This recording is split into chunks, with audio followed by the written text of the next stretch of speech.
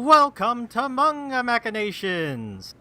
This is episode number 491, and we're doing a Twipple Dip. I'm Daxu, and with me is StarFox8. Hello, everybody. Morgana Santilli. Hi there. And Seamus2389. Hello. Hello, everybody. Welcome to our podcast. We are essentially a book club for manga. I'm crossing my fingers so hard and hoping it's not going to be a train wreck of a recording like last week was. How hard was it actually to assemble that podcast with the amount of... It took about twice the amount of time. So it wasn't too hard because usually I edit down the podcast very quick. I have a streamlined process. But it was usually it's two parts, our first half, then our second half. It was 6 parts because how many times our recording just kept fucking up. Because I was assuming by Streamline, you don't actually edit anything out. I do edits to remove clips. I take out silences. I do a couple of different things. But yeah, I don't, unless there's something very serious, I tend not to there's a burp here. Darfox said, I'm not going to take those out. They'll stay in. Every Darfox says is preserved for future listeners. It's why the podcast is not 40 minutes, but 90 minutes instead. Like a fly trapped in amber, preserved for future generations, so that they can, extract its DNA and make Jurassic Park. I don't have the time or patience to look at individual audio files that are recorded by each host. I don't have time for that shit. So we have streamlined our process here in Mumble so I hope the sound quality is good. I hope our mix is good. And then it's set up so you record, the recording is set. I put in the intro and the outro and all the insert musics, and then I ship it out. I probably spend 5 times the amount of the time posting it to our website and writing show notes and doing all that stuff.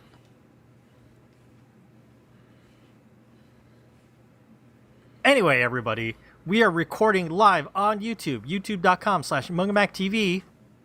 We got some people in the chat. Tyler's here. We got our friend Cliff. We got a note from Cliff who says that the live-action Avatar: The Last Airbender is easily the second best live adaptation after One Piece so far. I'm glad Cliff liked it. I'm not the only one who's saying positive things about it. I still haven't watched it, but I'm eager to give it a first shake. Yes. Of course, we got Darfox on cam on our YouTube stream with his Kaiji shirt. That's a great shirt. Tyler disagrees with Cliff. Let's see. Okay, so we're doing a Twipple Dip this week, which means we're looking at a continuing series. It's not a triple dip. Twipple Dip is where we look at something that we've already covered before, and it's basically like a long-form retrospective that's separated.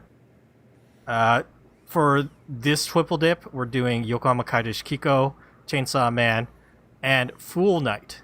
We have bumped Die Dark off our Twipple Dip list in exchange for Fool Knight. So we'll be talking about that in our main segment, and those usually take a long time. So this week we are skipping emails, and I'm going to go right into some what you've been reading right after I mentioned the coffee. Darfox, I almost forgot, but you were frowning on the stream, and that made me think I must be forgetting something. Darfox does not approve. I was, in fact, frowning about something else, but that's okay. Okay, but it worked out. Yes, I want to just quickly mention that if you want to support our podcast, head over to ko-fi.com/mangamac, and you can buy us a coffee, and we'll use that money to go buy more of our manga. Some of our episodes and programming has already been sponsored by our supporters. We did the Berserk Saikyo selection, which was funded by Philip. Our upcoming Ooku the Inner Chambers retrospective is funded by Manga Machu, Vicky Delton, and Lulu. And I want to give a quick shout out to all the other people who have supported us up till now. Deluid, Mia, Wyatt, Dr. Melface, Poor Mexican 72, Liquidus002, Extine, and Jen. I keep saying the names over and over again because you have the same names on this like title card. Yeah, that's because some of them are multiple donators. This is very true. Thank you again to all our supporters. And again, if you want to help support this podcast, please go over and buy us a coffee. Thank you. Okay, let's move along and do some What You Been Reading. Darfox, you have anything this week? No. I don't think so. I like how we caught your deep sigh. I hope it Yeah. doesn't get edited out when I remove sounds. Yeah. I did start playing Final Fantasy VII Rebirth, which is the next in the remake series. Pretty positive on that game. Is Vincent in that one? Yes, he is. But Woo! he will come much later. Is Sid in that one? Yes, he is. He will I'm come later. Okay, I'm very surprised. That means basically everybody is now in. Yes, from my understanding, and I don't think this is a spoiler because I think this is kind of lines up with what they're marketing. But I'm understanding this game should end maybe where Eris dies in the original game. But there's Spoilers! well, it may in fact be spoilers because this is like the rebuild Evangelion movies where it's not just a remake; it's actually Is this going to start deviating from the It original? already has. It already like Oh, weird. it's yeah, Morgan, I don't know if you're aware of this, but like it's a pseudo sequel where like in the original game, the fans lovingly called them plot ghosts, where there was like these floating like hooded ghosts that would like fly around whenever the characters would do something that deviated from the original story because they were trying to put you in the original destiny. And at the end of the first game, you basically kill the plot ghost. The plot ghost like combine into the last boss and you kill it. And it ends with like this ominous tone at the end. It's like, well, now, you know, the world is our oyster. Anything can happen. It could also mean that Sephiroth could not win, kind of thing. Are you saying I don't get to see Barrett in a cute sailor outfit? No, they're good about keeping all the like famous like fan favorite moments. Good. So I'm pretty sure that's going to be in there. In this game, you could get chocobos and ride them around, and Red 13 rides around on the chocobos. Yeah, so you see like this dog lion creature. It's actually not sure what kind of animal he is. Just riding a chocobo. It's just very weird look. It's an animal riding an animal. But yeah, I'm really positive on this game. But I'm pretty early on. Well, actually, I'm like 15 hours in, but I'm still really early on because it's an open world game and I'm doing everything. Yes. I don't know if I've told you. I think I've probably told you guys this. I never played Final Fantasy VII, but it's like one of my favorite games. My best friend growing up, had an older brother who played it, and then she also played it. And so I watched it all, and I used to like read the strategy guide, and I was really, really into it, but I never fucking played it. Yeah, go ahead. Sorry. No, I was just gonna say, you're talking about Vincent and Sid both being in it. I wanted to know if you guys knew that once upon a time, Vincent and Sid were not an unpopular pairing. Just want to put that out there. Doesn't surprise me. Yeah, just triggered. You triggered like a memory that I had buried deep inside me of being like 13 years old and looking for pictures of Vincent on the internet and turning up all this doujinshi. Yeah, that's actually a pretty similar experience to mine. Mine is the doujinshi part. I'm ashamed to say I was not into like that deep part of fandom. But It's the only part I was into. yeah, Our powers combined, we are one perfect fan. It's fine. yeah. I watched my brother play it. I didn't play it myself until like years later, just because he was 2 years older than me, so he got dibs on like any games that was like more complicated or whatever. So like I'd watch him play. So that's how I experienced Final Fantasy 7 and 8. By the time 9 came out, he was actually less interested in games. He still played like sports games and like wrestling games, but like he didn't care that much about like playing like a 40-hour Final Fantasy game. So I bought Final Fantasy 9 and I played it myself. and that's why Final Fantasy 9 is one of my favorite ones, because that was like my first Final Fantasy technically that I played through on my own. Also, it's a pretty good game in general, and it has like really like nice, endearing, like it has like a very nice nostalgic kind of like coat of paint on it. But yeah, Never played it. did you not play 9? Yeah, Yeah, Dart, you should know the story about me and the Final Fantasy 7 through 9. The PlayStation era of Final Fantasy. And the cursed memory card failure. Oh, okay. Morgana, I got to... First of all, this is back in the day when Final Fantasy 7 was on 3 discs or something. Mm-hmm. And I had multiple instances where, like, I got to the last disc and it's like, I cannot read disc. Cannot read disc. And I was like, no! And even getting past that, I got to the final dungeon in Final Fantasy 7, and then my memory card save file got corrupted. No. And I was like, I'm not redoing 50 hours. Yeah, I did eventually get a copy of Final Fantasy VII, and I started playing it, but, you know, at that point, like, I knew the story. I really just wanted to see Vincent, and that doesn't happen until, like, way later. Yeah. And I was getting exhausted going through it, and I'm also just, like, not... like a long RPG kind of person for the most part. Like I like my like, and I'm not much Pokemon of a like length. and I'm not much of a like TV gamer either. Like I'd much rather play on my Game Boy or something. So I just never finished. But I still love it. It's weird. It's weird to like not I don't feel like I can say I'm into games, but like there are a lot of games that are important to me. I've just never fucking played them. I just watch other people play them. Yeah, no, See, Morgana, I these think new that's ones, these new ones are perfect for you because they have a super like simple mode, which is basically like story mode. These are for people who don't care about any fighting. All the battles are super easy, and you just want to experience the story. And that's how I played like the first remake, and it was great. Cause I ain't got no fucking time to like play an actual game. No. I don't care about that part anymore, yeah. I'm very jealous of Darfox, though, because this is only on PlayStation 5, and I don't have a PlayStation 5, nor do I plan on getting one. You have to wait for the eventual PC release. That might be like a year and a half from now. Yeah, it's fine. But yeah, I like it. Very interesting. Well, one of the deviations is that it's been heavily implied that Aerith is the only person who knows that they're in a loop, that they're redoing something. Interesting. So she kind of has this melancholy, like, if I want to relive this with my friends, but that might mean that I'm going to die again. Kind of, it's not explicit, but it's kind of implied that she may know more than other people going on. But there's a lot of fan theory. People were thinking that maybe Tifa would die instead of Aerith, or just flip the script. Barrett actually died in the first game, at the end of the first game, but like he got better. Yeah, they got better from this. Yeah, like I forget what it was, but there was some sort of like their tears brought him back to life or something. I forget what happened, but he died like at the very end of the first game. He died, and he somehow came back to life.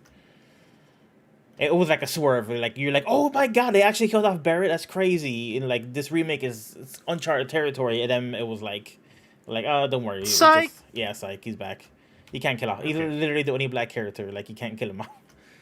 And he's already like kind of like, some people think he's kind of racist because he's like a kind of Mr. T caricature. But it's like I like Barrett a lot.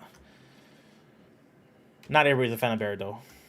I mean, that original Final Fantasy VII translation, it was very, like, Mr. T coded. Yeah. All his dialogue, so, yeah. Hey, we got Chris from Canada in chat. Cliff says, Game Boy Advance is, to this day, the most superior console. Lol. It was a very good console.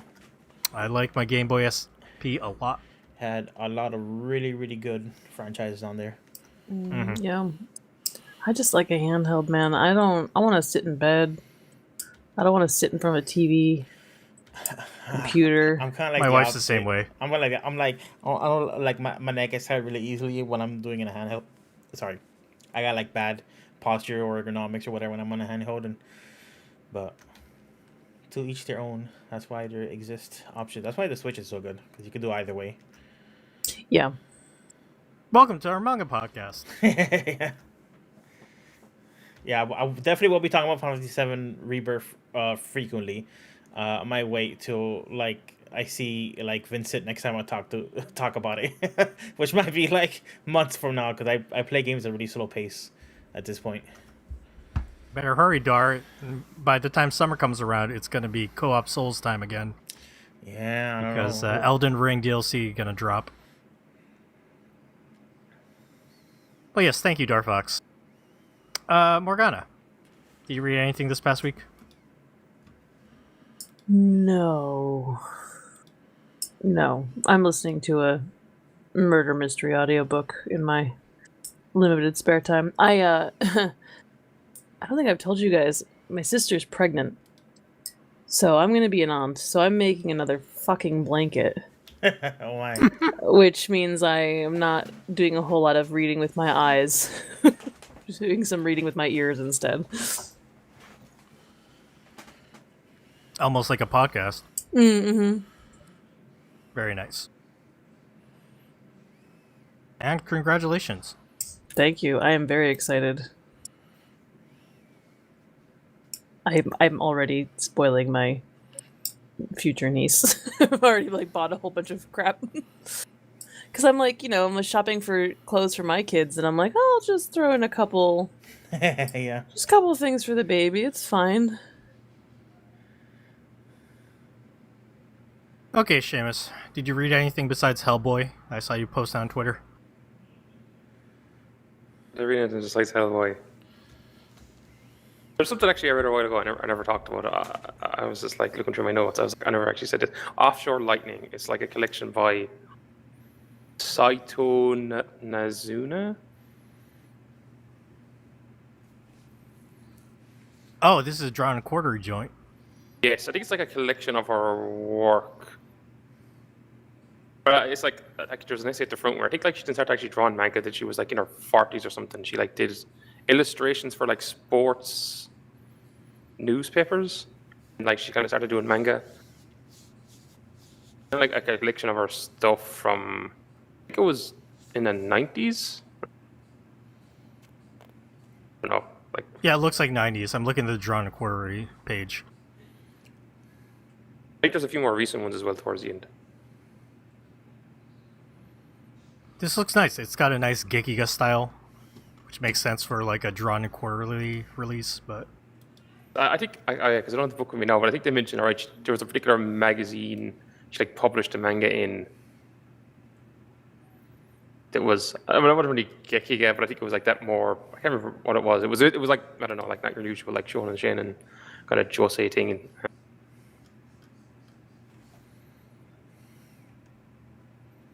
I'm trying to remember now what was in it. Because the two stories that stand out to me most, there's like two of them about. It's an old man dying and his kids, and then an old woman dying and her kids.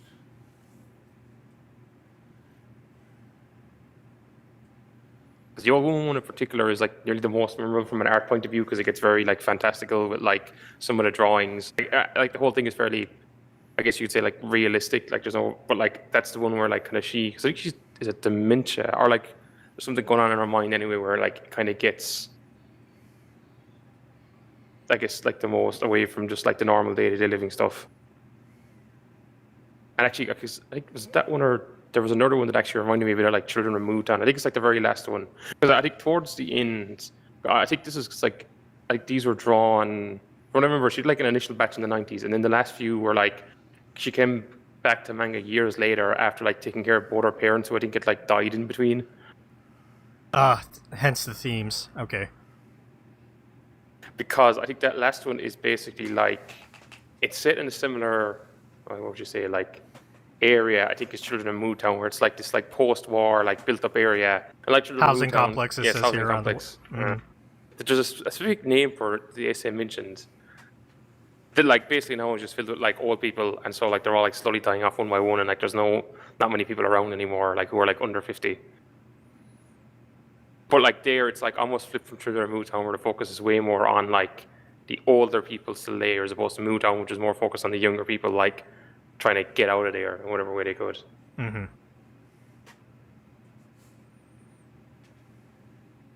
Really interesting. I doubt this is available digitally because I'd like to read it, but Okay, where did I get it? Oh, I got it from the library. That was it. you see that, Read everybody? about it somewhere. Go to the library. You can find manga there. That's where pretty much everything I read these days comes from. Oh, yes. Like, nah, I think I'm happy not paying for these books. I'll just whatever. I think whatever tax I pay living in Chicago. Yeah, not paying for them, and then also like not having them knocking around your house. I have 3 zillion books just stacked in that I need to read. But then I also borrow things from the library like a dumbass because when the hell do I have time to read them? But that's where the audiobook is from. Very nice. All right, great. Thank you for talking about Offshore Lightning, Seamus. Very cool.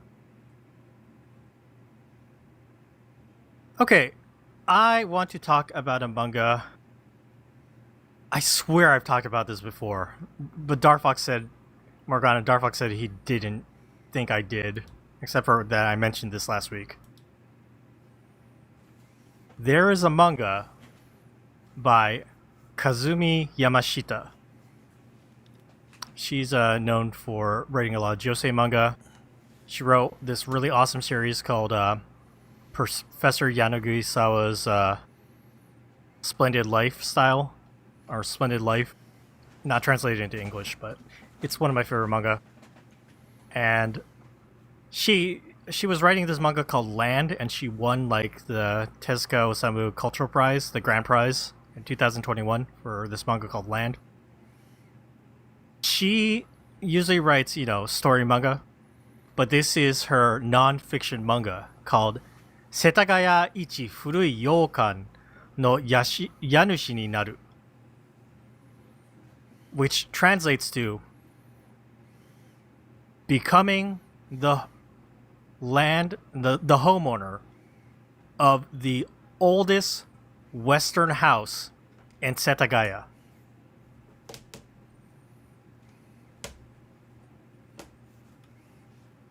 I just gave a link to the hosts over on Shueisha. It looks like this is their Young Jump digital site. This manga ran in Grand Jump, so not in Young Jump. Started in 2021, and now it's finished. It was only 3 volumes long. Let me give you the backstory of this situation. Kazumi Yamashita, this manga artist, went to Setagayaku when she was looking for a new place to live, and then she saw this old Western-style house that was there. It was a mansion. It was a beautiful blue color, and she fell in love with it for the first time. This first chapter mostly talks about her background growing up and how she grew up in Otaru, which is, basically the pre-World War II? No. Wait. I might be getting confused. Hold on. Yeah, Otaru is in Hokkaido. So Hokkaido, the northernmost island of Japan, has a lot of influences from places like Russia that it's close to. She grew up there, and she was in love with Western-style houses growing up. So after she finds this house, this mansion there, she learns the history of it. This mansion, Morgana, was built by Yukio Ozaki. He is known as the father of Japanese Constitution. Wow. Apparently, he built this mansion for his French mistress. As one does. And this was where Theodora Ozaki lived.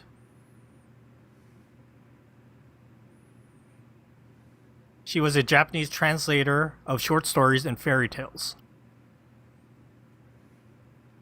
Apparently, she, Japanese old stories or folk tales. She published a book called The Japanese Fairy Tale Book, which is still very popular. So, Kazumi Yamashita, the manga artist who is writing this manga, found this Western-style house, fell in love with it, was really interested. She finds out that they're going to tear it down, and the plot of land that it's on, they're going to set up 7 3-story houses. Jesus. And she is just like so crushed of the idea of this oldest building, this oldest Western style house in Satagaya is going to be torn down. And she decides to work together with some people to try and make a preservation committee. This preservation committee ends up butting heads with a realtor and the people who want to sell this off and, build those 7 houses on that land. And it gets into a lot of problems where the realtors are trying to hamper their efforts of preservation and everything, and it's bad. It seems like it's a lost cause. Nobody has the money to actually buy this and preserve it.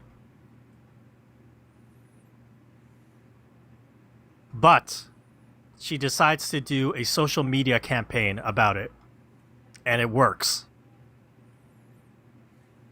Not only does she get support from people, they do a crowdfunding campaign to raise money so they can afford to purchase it and own it, and that also works. But they still don't have enough money. So who comes to the rescue?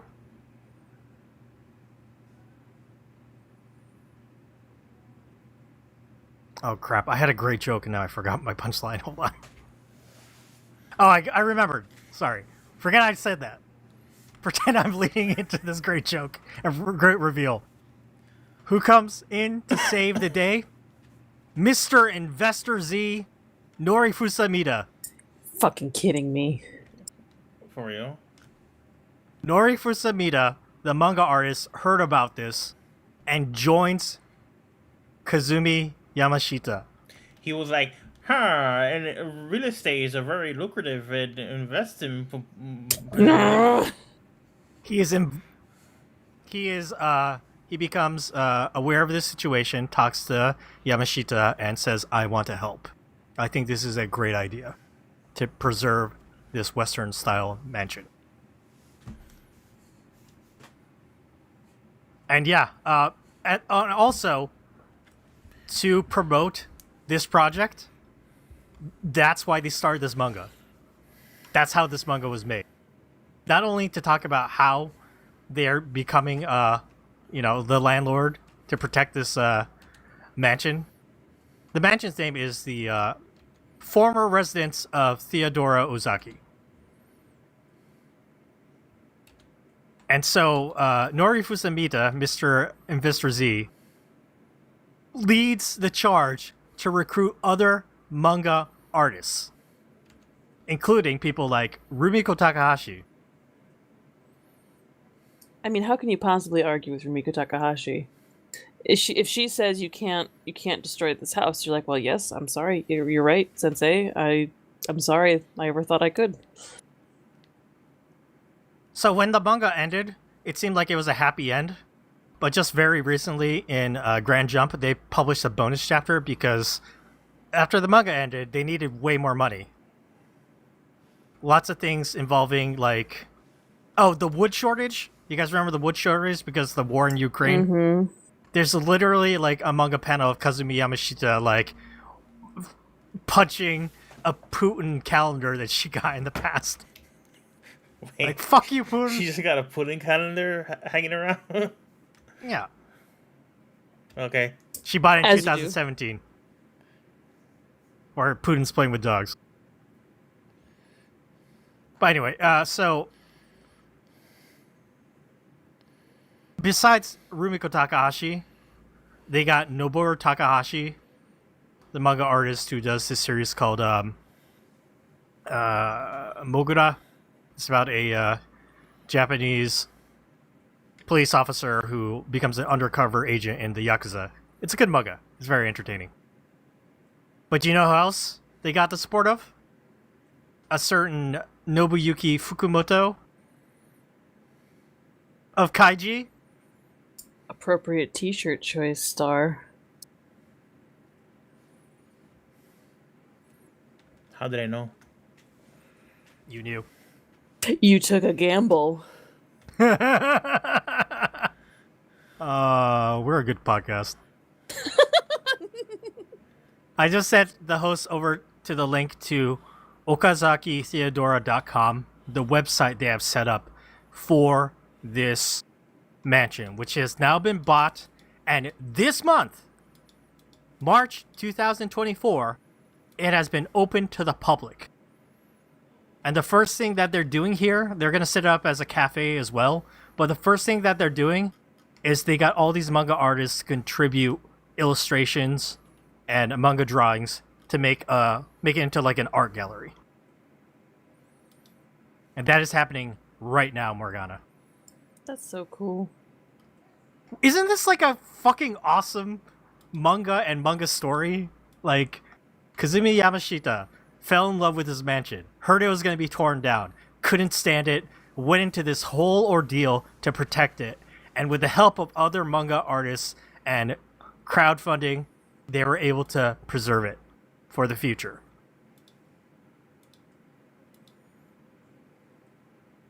I do on the website. There's like the about section, and you can see some photos of the house. It's really lovely inside too.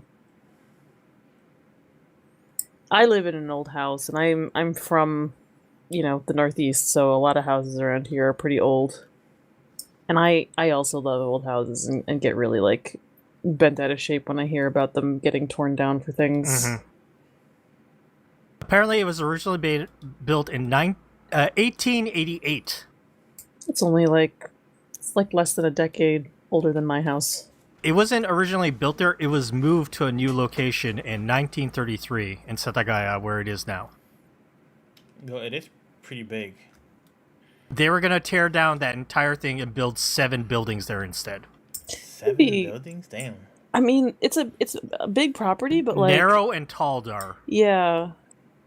Be up I guess up, like up this. each other's butts. Like these over to the top right. Something like that. Yeah.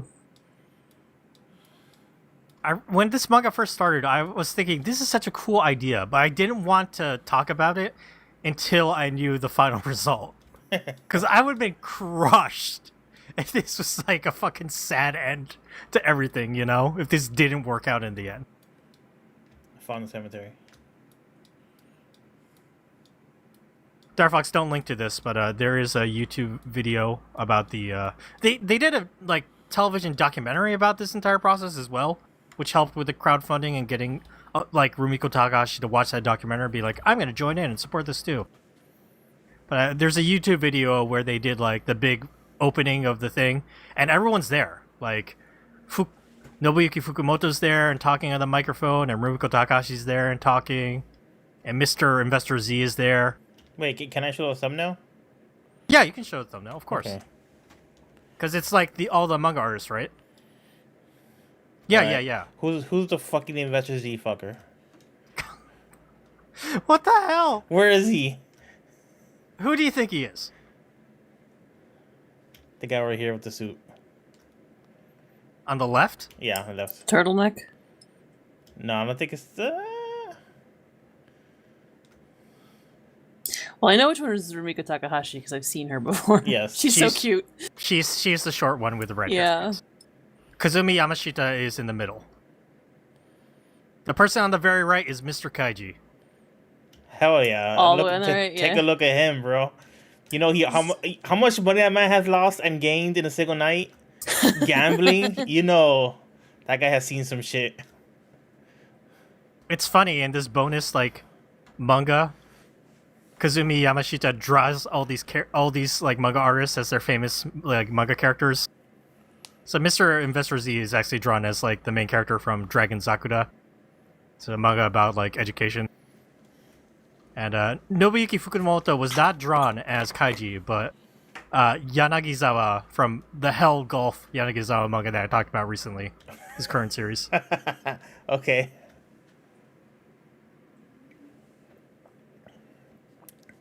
Okay, where is Mr. Investor Z? So another guy in the suit. So I'm guessing is guy on the right, next to Fukumoto. I don't remember. It could be anybody. Probably not the Oh, wait, lady with the wait. shawl. I pulled it up.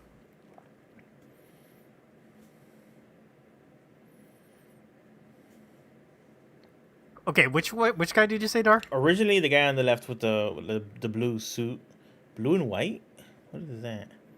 It's got like white accents on the shoulders. That guy? Yeah. Okay. That's what I said originally. Okay. Then my second But now- guess was the guy all the way to the right, next to Fukumoto. Okay. You're wrong. It is the bald man on the very left. That Wow, is Mr. Morgana Investor was Z. right. Turtleneck. I had a feeling. I think it is I'm so watching you. fucking Manga Mac coded that the first person to come to the rescue was Mr. Investor Z. It almost makes you just want to dismiss this whole thing. You know. Hey! Listen. He's allowed to do some good things. The only thing I know about this man is he wrote one super shitty manga. I have never read anything else of his. Well, now you know two things. This is something I approve of. I approve of saving historical architecture. But I don't know, man. He's walking a fine line. That is so funny. Oh, do you know who else contributed? Go Nagai, though he was not here. Wow. Who's Tetsuya who? Chiba of, Tomorrow's Joe, which is now coming out in English. Go Nagai is Devilman. Yeah. Wow. Yeah. A project by manga artists, manga creators to save this old mansion from destruction. And it worked. And Bunch of sentimental dudes and ladies. mostly it's Kazumi Yamashita who's very sentimental. And she did it. The manga again is Setagaya Ichi Furui Yokan I like the Yeah. artwork. ni no Yanushi ni naru. Yeah. Her artwork is great. I love her.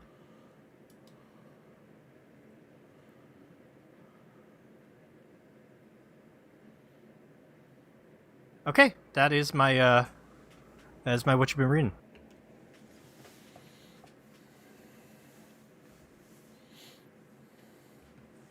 Okay, now that I got that out of the way, let's go and move along.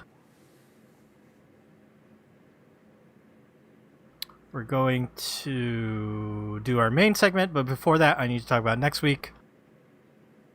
Next week, we're going to do a one-shot.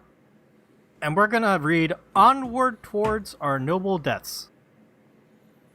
It is a classic manga done by Shigeru Mizuki, creator of Gegege no Kitaro, Non Non Ba. And it's about World War II. And it's semi-autobiographical because Shigeru Mizuki was in World War II. So it takes from a lot of his real-life experiences of being a Japanese soldier at the end of World War II. I read this a long time ago. I think we've all read this a long time ago, right? I have not Nope. read this one. No, not I. Oh, I thought you did, Dar. Oh, wait, didn't you read Showa? Yes. Okay, I that's read what the it first two volumes of the show. Yeah. There's 4 in total, I think. Yeah, and they're huge. Yeah. I have not read Showa either. I have not read this or Showa. I've only read the Kitaro stuff in Nonomba. Oh, so you actually haven't read his nonfiction stuff. No, no, So it's this is like semi-nonfiction. right. Well, I mean, like, Nononba also is like semi-autobiographical. But there's like a lot of yokai stuff. So take very that with a grain of fantastical salt. take Yeah. on his childhood. So Yeah. it's good. Yes, it's very good. Yeah, no, I it's one of those things where like I always wanted to read them because I like Mizuki, and then but it's also like I don't think I'm gonna feel good after reading this. Well, we'll find out next week when we read Onward Towards Our Noble Deaths by Shigeru Mizuki. Okay, everybody, we're going to take a quick break, and when we come back, we'll be getting into our Twipple Dip. Stay tuned. Okay, everybody, we are back. It's time for our main segment, Twipple Dip time. We're continuing to read Yokohama Kaidashi Kikou, Chainsaw Man, and now we have added to our Twipple Dip list, Fool Knight. I feel a little bit bad for Dark, but you know, we really did not like that. What was it, Volume 4 of Dark? I think it was. Yeah, it didn't do a whole lot for any of us. Maybe we'll go back eventually if I hear it's getting better, but yeah, so we have these 3 titles. Morgana, I'm going to give you the first choice of what we should talk about. All right, let's go with Fool Knight. All right, we're going to kick things off with Fool Knight, a manga by Kasumi Yasuda. We talked about this recently in Triple Dip. It is a science fiction seinen series about a dystopian future. Like, was it like 2300 or something? 2250 or so. Yeah, Yeah. a few hundred years from now. In this future, the Earth is clouded in a thick black clouds. No sunlight gets through. For humanity to survive, they have developed a new surgery which turns people into plants that don't need a lot of sunlight to live. I forget the exact term for this. What was it? Transfloration. Transfloration. And the story follows our main character, Toshiro, who is living in poverty, has no money. He ends up seeing his childhood friend, Yomiko, and begs to have the surgery done to him because he's at his wit's end. The thing about transfloration is you turn into a plant in 2 years, but to compensate you for becoming a plant, they give you a shit ton of money. And you just decide to take that money, even though it immediately gets stolen. But something weird happens. For some reason, Toshiro can hear the voices of these plant people. The soul flora, I think is the term used. Mm-hmm. And yeah, Yomiko is like, that's never been heard of before. And he uses this ability in the first volume to help a girl find her father's soul flora so she can get revenge.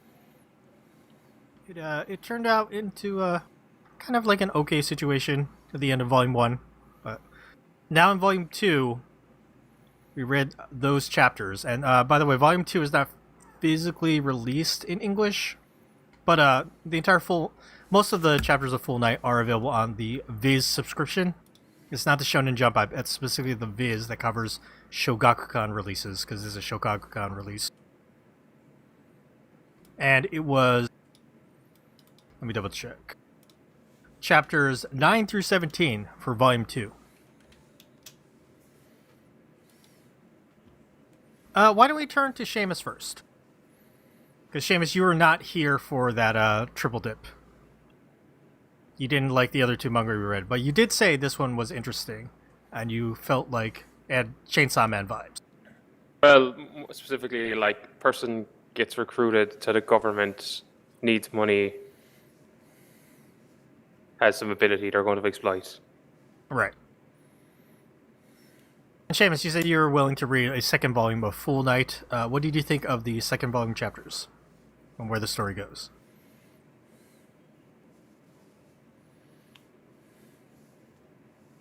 It was all right. All right, I- not bad. I don't know. It felt very like kind of scene setting with the whole, whatchamacallit, Ivy killer person, and then they introduced the whole, what's it, like, anti-transflower group. Yeah. It's kind of a bit of a setup at the beginning of Volume 2 where Toshiro is like, well, now I'm no longer in poverty, but how do I find the happiness of my heart, or I forgot the term that he uses. That's also a very Chainsaw Man thing. Yes. Now that he doesn't have worry about surviving, he can now think about, like, what's the point of being alive? Plus, I'm going to die in 2 years. What can I do? But yeah, at the end of this volume, we're introduced to a killer that is going around killing humans, and it turns out it is a soul flora that is a bunch of vines that is moving around, like a weird human-plant hybrid. And also, Toshiro and Yomiko get attacked, and Yomiko is heavily injured, and Toshiro now wants revenge. That's basically where Volume 2 ends, but there is a lot of, like, setup for the plot, because this becomes the main storyline of Fool Night. This entire thing about, like, what's up with Ivy, what's up with the anti-transfloral, like, movement. How is this going to pull in Toshiro and Yomiko even more and even further?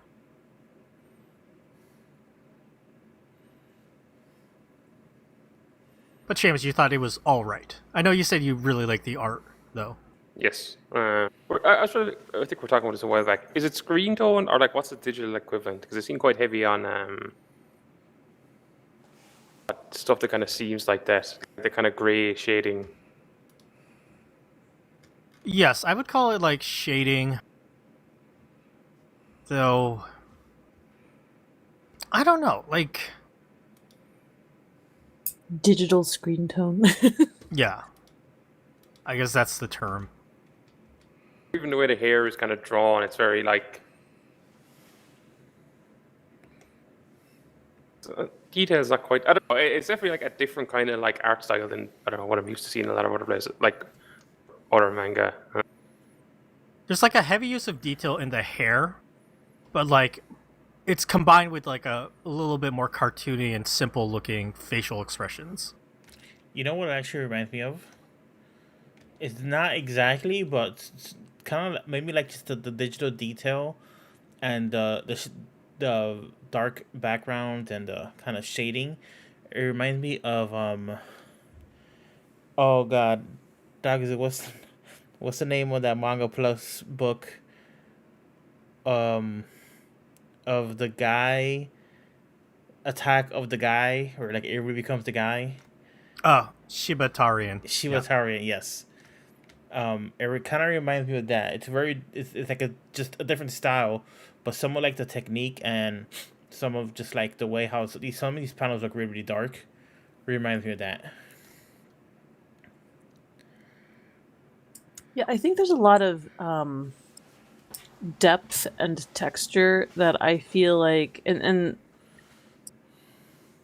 I feel like a lot of modern manga doesn't necessarily have that because it is digital and you're not working with a medium like ink that's very kind of inherently warm and textured. You know what I mean? If that makes any sense. But there is something very, I don't know. I find the artwork very appealing. I think actually, like, of the three that we read this week, for some reason this one overall worked for me the best, and I think some of that was just looking at it. This might actually not be digital. That's possible. That I would not be surprised. But it's not like the usual G pen that people used with the thicker lines and, like, I think they're using like maybe like a thinner, like, ballpoint style pen. I just assume everything is done digitally now, unless I know otherwise. Like, I know Junji Ito's still using pen and ink, but even he goes in and edits it, digitally. Yeah, they do like the coloring with the or the screen tones through digital means, but like, because I'm looking at the scene where Toshiro goes home and gets attacked by his mom again, and something about, like, the way the clothes are drawn, or like the reflection of the clothes are drawn, it looks like it's like all ink sketched, like through hand. And that is possible digitally. It's not like, I mean, there are definitely artists who do that. It's just not super common in manga, especially like I imagine that making your work look traditional when you're working in digital media takes a lot more time. So it wouldn't make a whole lot of sense for manga. If you're going with ink to begin with, that's one thing, you know.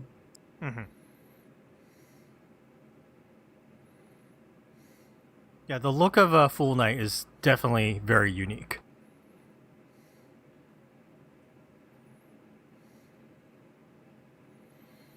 Why don't we move along to Darfox?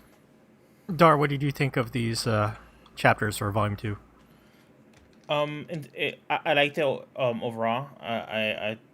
It's a pretty interesting book.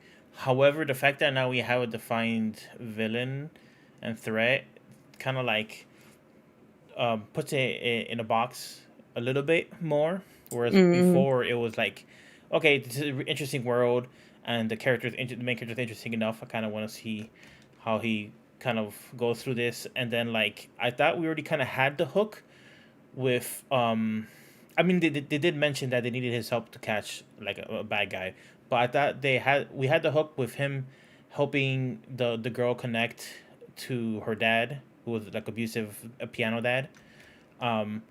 And I just figured like, okay, so that's gonna be kind of the structure of the story, where he's just gonna be helping. He's gonna be in different cases. Yeah, helping people out here and there, but he's maybe growing a little bit along the way. That's already a structure that I thought was already its own box. But then now we had the box of like there's this, you know, big threat, serial killer monster thing, which is like genuinely like pretty scary. It's very threatening, and it looks very alien because it's not human, it's not plant, it's both. So like, not bad, but it did take a slight turn to me, and now I kind of consider it kind of differently. It's maybe more mundane. It's maybe like the meanest way I can say it. But I won't actually use that as a criticism against the story, as I still think it's a good book that I want to read more of. But I did want to start off with that. But we were just talking about the art, and I was going to mention before you tossed me my general opinions that this is something they do. I think this happens a lot in manga, where if a character's in a black background, and especially if they have black hair, they usually have like an outline or something about them. But I really like this kind of like fuzzy crosshatch you see in the top right panels during the conversation, where there's almost like a halo effect around their head of like the scratched out white to kind of make him stand out for the black background. You see it a lot throughout this book. And this book just looks like the way it's drawn. This was the same in the first set of chapters that we talked about. Excuse me. But I don't think I articulated it. This book looks like it's lit by fluorescent lights. Yes. Because it's a dark sky or whatever, but it has like that. I can't tell if it's oppressive or cozy. It's kind of like both somehow, where it's like it's just this world. It's too like, you know, there's no warmth to it. It's all like artificial, and the fact that, you know, this is a manga, and like all manga, it's black and white, but it's able to kind of convey that very well. Just really, it's a credit to the artist, I think. Yeah, I think it would be really easy to say like, this is a world where it's dark all the time, and then just like, you know, just like drop that information into your reader, and just assume they'll fill that in, and then kind of ignore that when actually making the artwork, you know. But there are scenes where characters are walking outside, you know, and it's dark, and yeah, it has that like fluorescent quality, like you said. Yeah, it really sets the mood a lot, and the art's doing a lot of the work of keeping you in this world and what it, you know.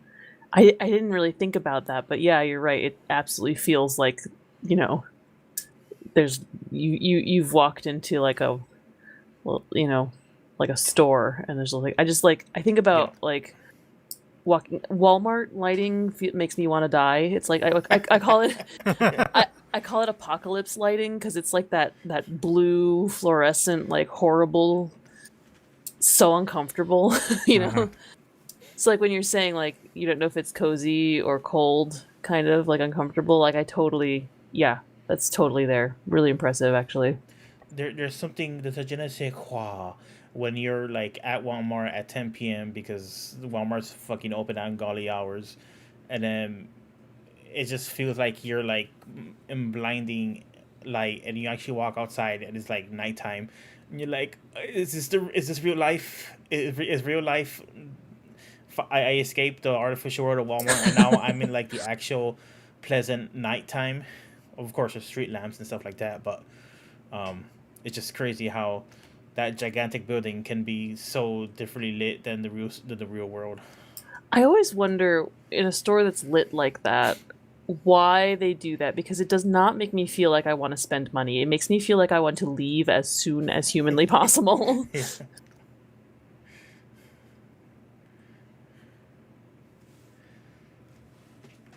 Well, nice, Star. Let's get more specifics on how Morgana feels about Volume 2 of Fool Night.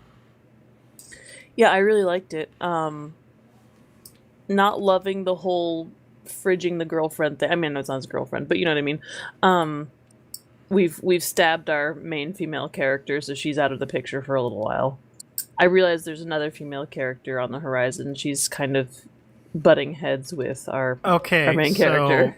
Morgana, you're talking about Akira that shows up in chapter 17? Yes. It's not a female character. Okay, I wondered, because I was like, I don't think it is, and then I saw female pronouns. Yeah, and it's wrong. Okay, I wasn't sure if it was wrong. I wasn't sure if it was wrong or like intentionally evasive. Yeah, like our, you know, the main character thinks. No, the translator fucked up. Cool. Okay, well, thank you, Corporation of Shogakukan Asia.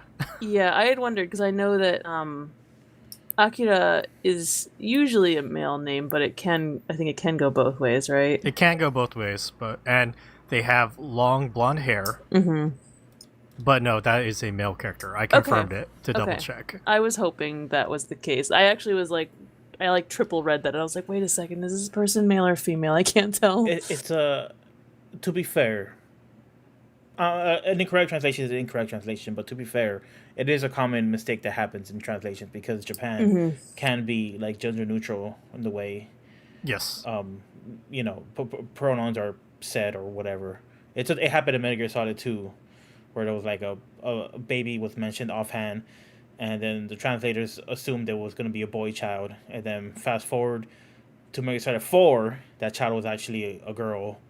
Yeah. All comes back to Metal Gear. Yeah.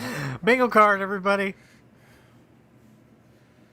But yeah, I like a murder mystery. You know, I like our main. Is it Toshiro, the main character? Yes. Yeah, I like him. I like that we see what he's like as a child and how much this oppressive world has changed him as he's reached young adulthood. Mm-hmm. Because he was so like happy, live in the moment, everything's great, as a child should be. He was kind of like a shonen protagonist when he was a kid. And then he grows up to be like a seinen protagonist.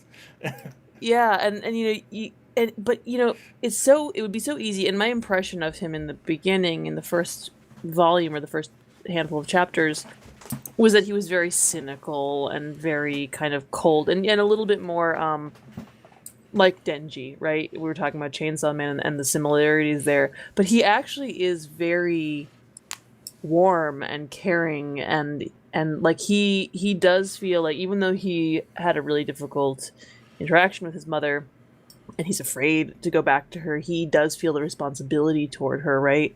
He almost chokes her out. Yeah, well, yes. But he does feel a responsibility to her, and he feels like he needs to do something with his life. He feels bad about telling Yomiko that he can't help her, and he's remarkably conscientious of others, which I was not expecting of a character who has been so beaten down by life. Yeah, exactly. And especially in this kind of world where, I mean, there's no, like, what hope does he have except for turning himself into a plant, which is what he does. So I like him. He's different than I expected at the beginning.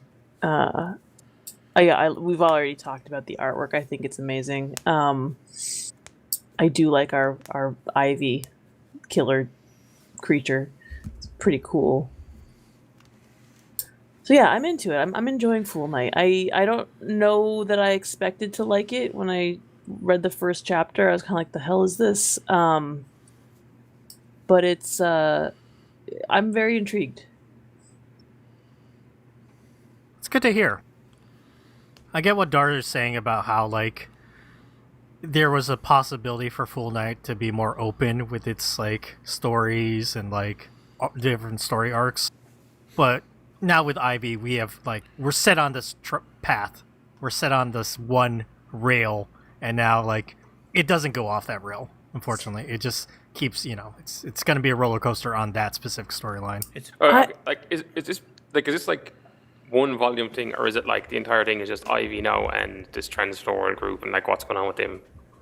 Yes. It does expand in a lot of ways and gets into some more things, but in general, yes. This is the storyline now. Which is, you know, it's kind of a bummer because you could have done more with this world, right? I don't know, it's running with 20th Century Boys now. Oh no. I actually kind of like that, in that I hope that we get one clean story and it doesn't go on for 3 zillion years. Do you know what I mean? Like, we solve the problem, we move forward. It's currently up to volume 7 and a lot of big things have happened. But yeah, I don't think it's going to last super long. I think that's good. I think that is a good quality in a manga, to be honest. Yeah, I mean, seinen series are not afraid to, like, end early. It's not like a shonen series that is just like, we gotta keep going, make more money. They're, I think, more open with, like, here's a great story, we're putting it out, we told it, it's done. It's okay that it didn't last forever. You know, move on to the next thing, because they have more rotating stories as well. So I think, yeah, the trajectory that Fool Knight goes on is good. The story and, like, all the problems only ramp up from this moment on in Volume 2. I'm curious. Okay, well, like, what's like, do you know of is like the biggest seinen manga in terms of sales? Like, what's considered like a big seinen hit historically?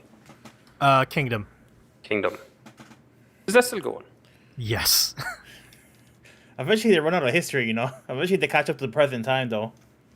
Come on, no. It's in that China. History goes forever. they've got like 2,000 years. That's that's kind of the problem they're- with Kingdom right now. I think current Kingdom is not that interesting.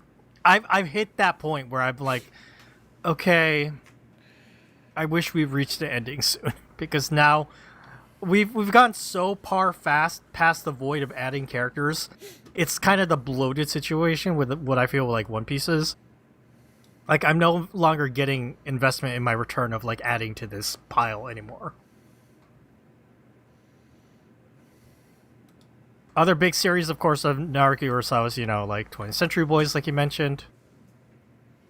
But ongoing series currently, you know, big things, Kingdom. But that's like an outlier. Most, like, long-running stuff doesn't go that long. You know, Vinland Saga. You like Vinland Saga. That's still ongoing. Is Gogo considered seinen? Is what? Gogo 13. Yes, That's been going on since forever. it has. But I feel like the popularity of that has, like, really kind of waned off. Even though it's still well known. I assume it's just like it's there in the back. It's like Law and Order on TV. So it's like it's always there, but nobody really. Yeah, something like that. Nobody's hyped about it or anything. Let's see. Chris McKenna is asking me about, do you think this will continue in English, or do you expect the translation to get canceled? Okay, so, Chris, the translation that is at the very beginning of Full Night here on the Viz app is actually done by people, and it's good. And they're also the ones that are handling like the newest chapters that are coming out, the simulpub ones. I assume this will all be retranslated by that team as like the physical edition can come out. Whether they're going to swap those chapters out here on the Viz app, I don't know. But I know, like, if you buy the volumes, it's going to be this good localization team and not Corporation of Shogakukan Asia. Because holy shit, the translation, I warned you guys when we did our triple dip on this. Yeah, it's rough. When there's a scene where, like, Toshiro has to help, like, the chief cheat at a poker game or something. Yeah. And they're using terms like lay, and I was like, what? I don't know. There's a lot of things in here that, like, I already said the tuition thing that came up. Yep. Which is also weird. So yeah, it's whoever, and Akira being misgendered in chapter 17. Just not great stuff. They have to retranslate that and redo all this for the volume release for sure, 100%.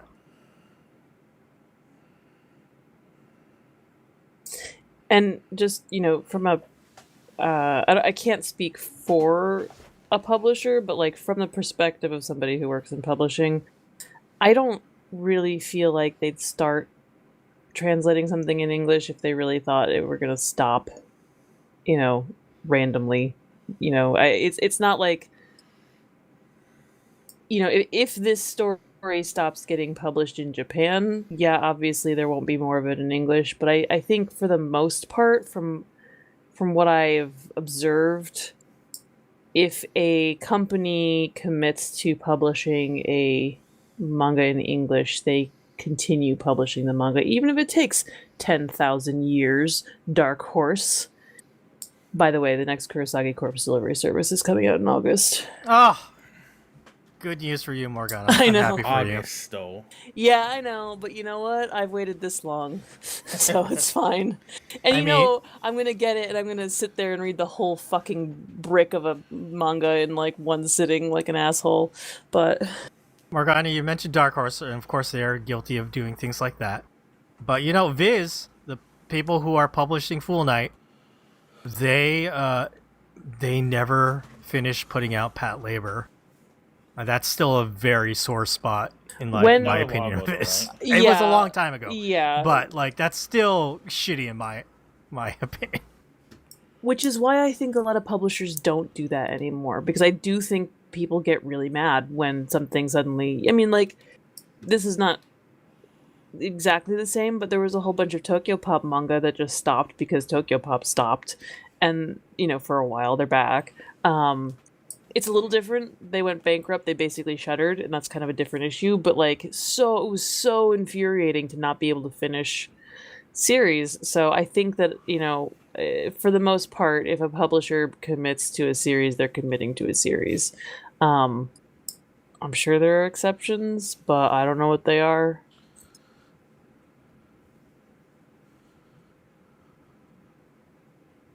Okay, getting back to Full Night. Trying to think of... I feel like we've covered so much, though. Is there anything we missed here in Full Night? We talked about how good the art is. About the trajectory of, where the story is going now. The bad translation here. Trying to think of what else to say.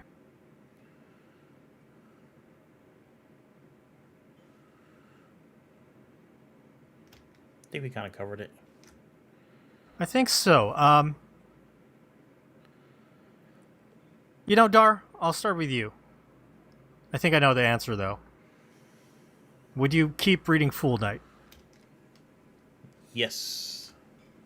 As in, you would do another Twipple dip and read, like, the next volume's worth of stuff here. Yes. Okay. What about you, Morgana? Oh, yes. All right, the question is for Seamus, though. Seamus, would you read another volume of Fool Knight? I'll give it another one. But I don't know. Serial killer plus anti-group is a bit like they're saying. It's a bit like that's not that interesting a route to go to. It's fairly well-worn territory at this stage. It's harder work, in the Manga Mag book. It's harder work for the artist and storyteller because they're gonna have to make it interesting. I think for like general audiences, this makes it easier for the artist because having a defined genre or villain is easier to hook general audiences. But for us, it's like, we've been there, done that. You say us, but like it's in quotes and it's actually Seamus. No, I mean I kind of feel the same way. I'm still down, but it's like the world feels smaller in a certain way. Yeah, like I was saying, it's on that rail and on that path.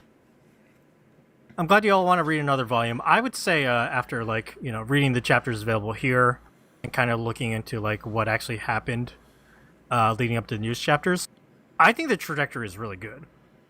Like I was entertained throughout.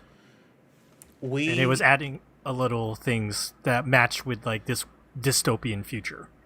We didn't get any of the dodgy stuff you were talking about, or not dodgy, but like grimdark stuff that you're alluding to the first time. We haven't got there yet. Yes, yeah. Eventually, in the future, they will visit a slum territory, which is pretty dark.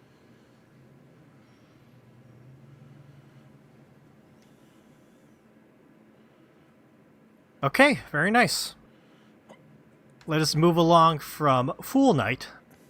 Seamus, I'm going to let you pick the next one. What shall we talk about? We'll go Chainsaw Man. All right, keep the two that are similar together. Next, we're talking about Chainsaw Man by Tatsuki Fujimoto. Been ongoing since 2018. Was in Weekly Shonen Jump for Part 1. Part 2 has been published on Shonen Jump Plus. We have covered the whole series on a retrospective for Part 1. We've been reading the newest volumes covering Part 2. It's been a while since we talked about it, but we are covering Volume 16's chapters. Let me just double check. Those are chapters 134 to 143. Darfox. She's touching my wiener. Yes, she is indeed. This is the freaking I don't know what to call it.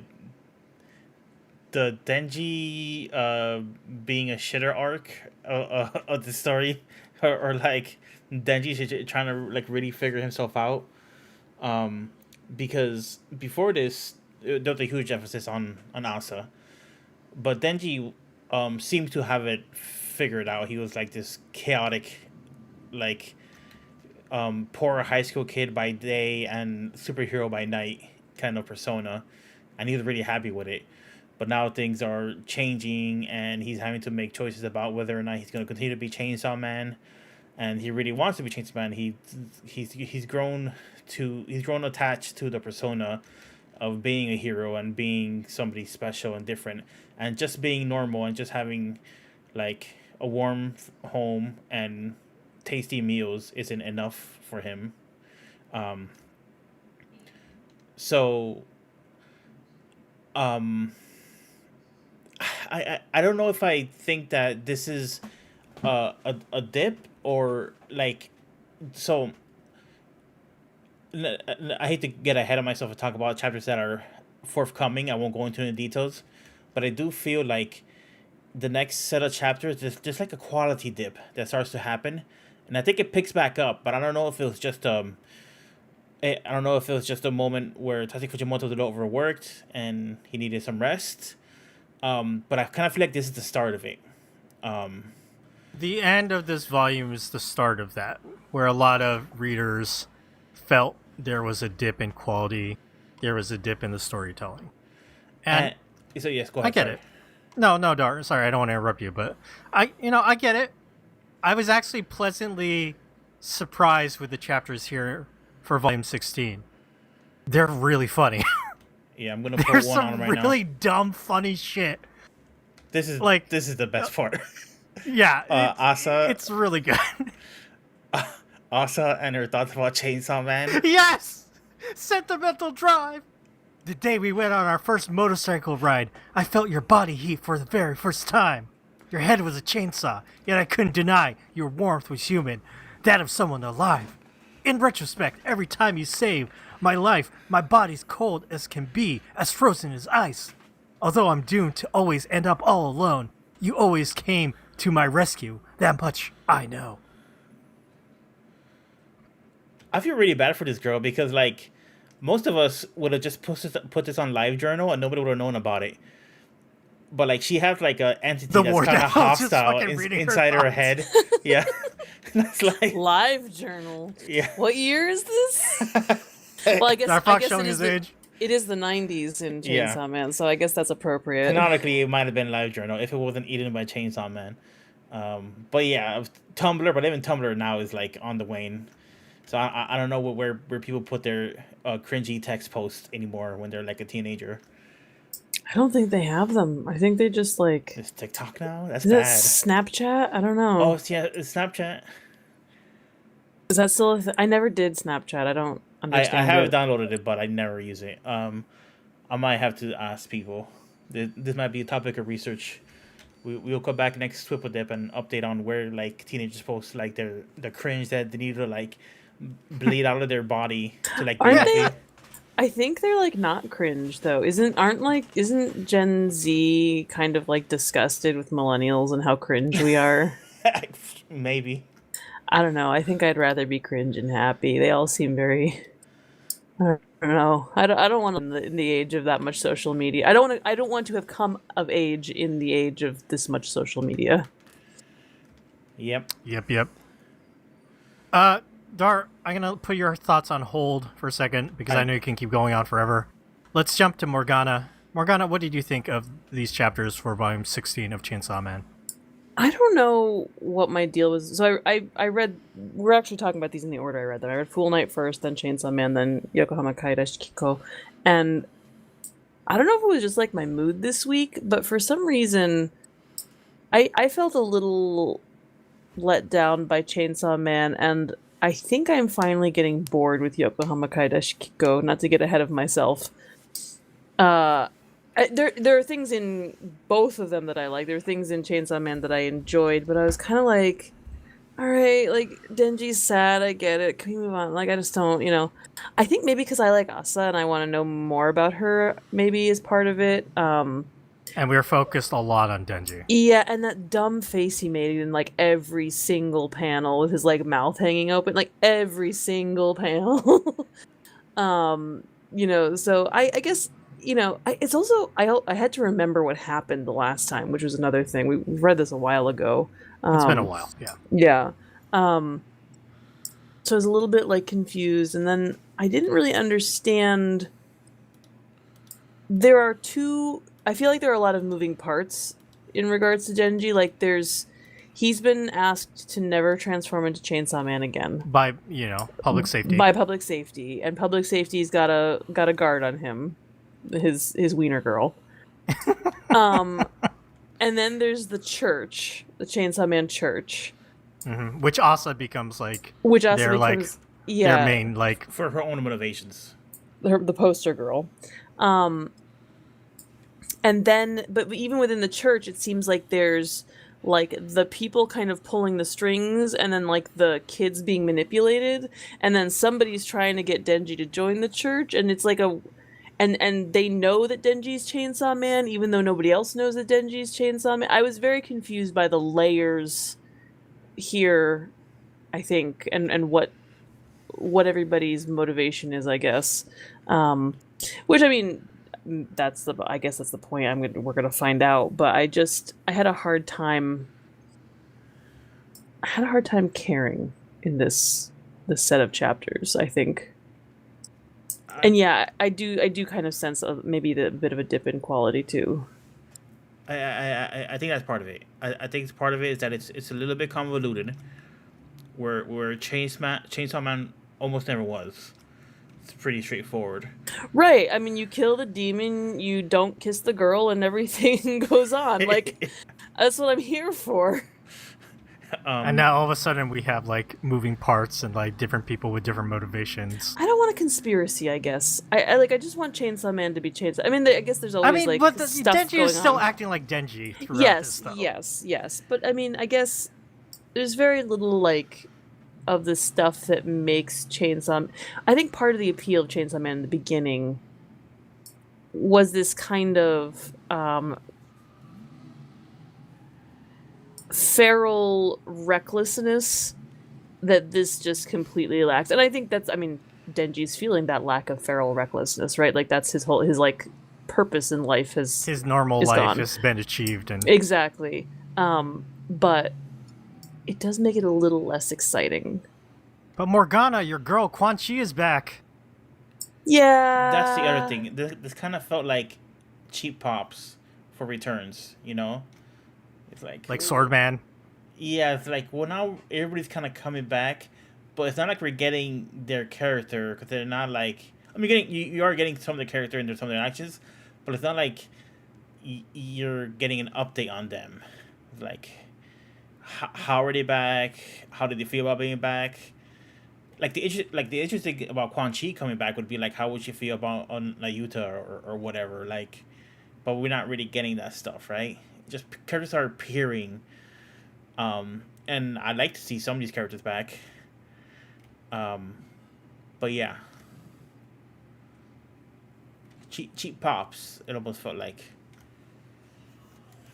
All right, let's get Seamus' opinion real quick. I don't think I have a whole lot to add there. Like I think like Morgana was saying, like a lot of stuff is happening, but it's like, yeah, but I don't really care.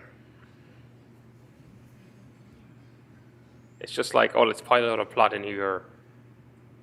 All right, yeah, I guess plot is happening. Like the stuff with Asta, like that's good. Even like the chapters that are good are like the one where like they're all on the roof and Dingy's acting as the seat. But like Yep. that's just like characters hanging out and just doing stuff together. It's not really like, oh, we're going to this church and you get married and all this. There's like all this stuff. Even the church stuff just felt very like, oh, okay, yeah, they were called grand. Yeah, I'm sure, yeah, there's just some dodgy shit's going to come out of this course. I did think it was funny, and I think it might play as funnier and crazier in Japan with because they have so much history with quotes and stuff. But the boogeymen that the cult were setting up, because they're basically setting up like an us versus them idea amongst their cult members. And the boogeymen were adults and America, which maybe that is how real cults operate. But it I thought that was a funny bit where it's like there's very little I don't know, examination or thought through of it. It's just like fuck adults and fuck America. Like, okay, well, yeah, you can fuck yeah, I get it, but I laughed at that part, especially because we got the return of a little bro Kobeni. I forget his name. But he was just like I'm supposed to be a tour guide. Nobana's his name. I gotta be a good tour guide, and like it really was just super unruly. I do like I think the joke happened twice. The America's the worst. I think I screen capped that for you guys. Yep. There's actually, and I didn't realize until I reread this, because I have read the recent chapters that came out like last week, but Fami or famine has like a really funny, like deadpan recurring joke where she's just like she has like very soft reactions, and in these chapters she was like, "Can I eat that? Can I eat that?" And she's kept on asking like, "Can I eat that?" And when she's opening the fridge, like she's actually like a really funny character. She's just kind of low key compared to like Denji or Asa, but yeah. I figured it out. The problem we have here is that Chainsaw Man, the most interesting characters are always the female characters. Yeah. And this one has paid too much attention to non-female characters. Except for Wiener Girl. I mean, you're right. We got the new bad guy from the church, Barum, who Boring. wants Chainsaw Man to be Chainsaw Man, even though public safety is like, don't transform again or you'll be locked up. I did like how they were like, oh, we've got this great scheme. It's like, no, we knew this was happening all along. We're just literally cutting the legs off you as you try to do this. Yeah, they're gonna set up some terrible like active shooter type situation, but they got. I'm glad, like, as far as just like storytelling, like Tatsuya Michimo didn't feel like he had to go there. It was an element of the story, but he didn't feel the need to portray it. It just was stopped immediately. See, that's what the FBI should have done in Oklahoma. They fucked up. Jeez. Cedar, I understand what you're saying about like this starts kind of like a dip compared to like how part 2 has been relatively great. Asa has been really entertaining to watch her flail about and be like a different form of like a doofus compared to like just shitty Denji. And we're back to shitty Denji, and it feels like rehash, especially with like the old characters like Quan Chi coming back.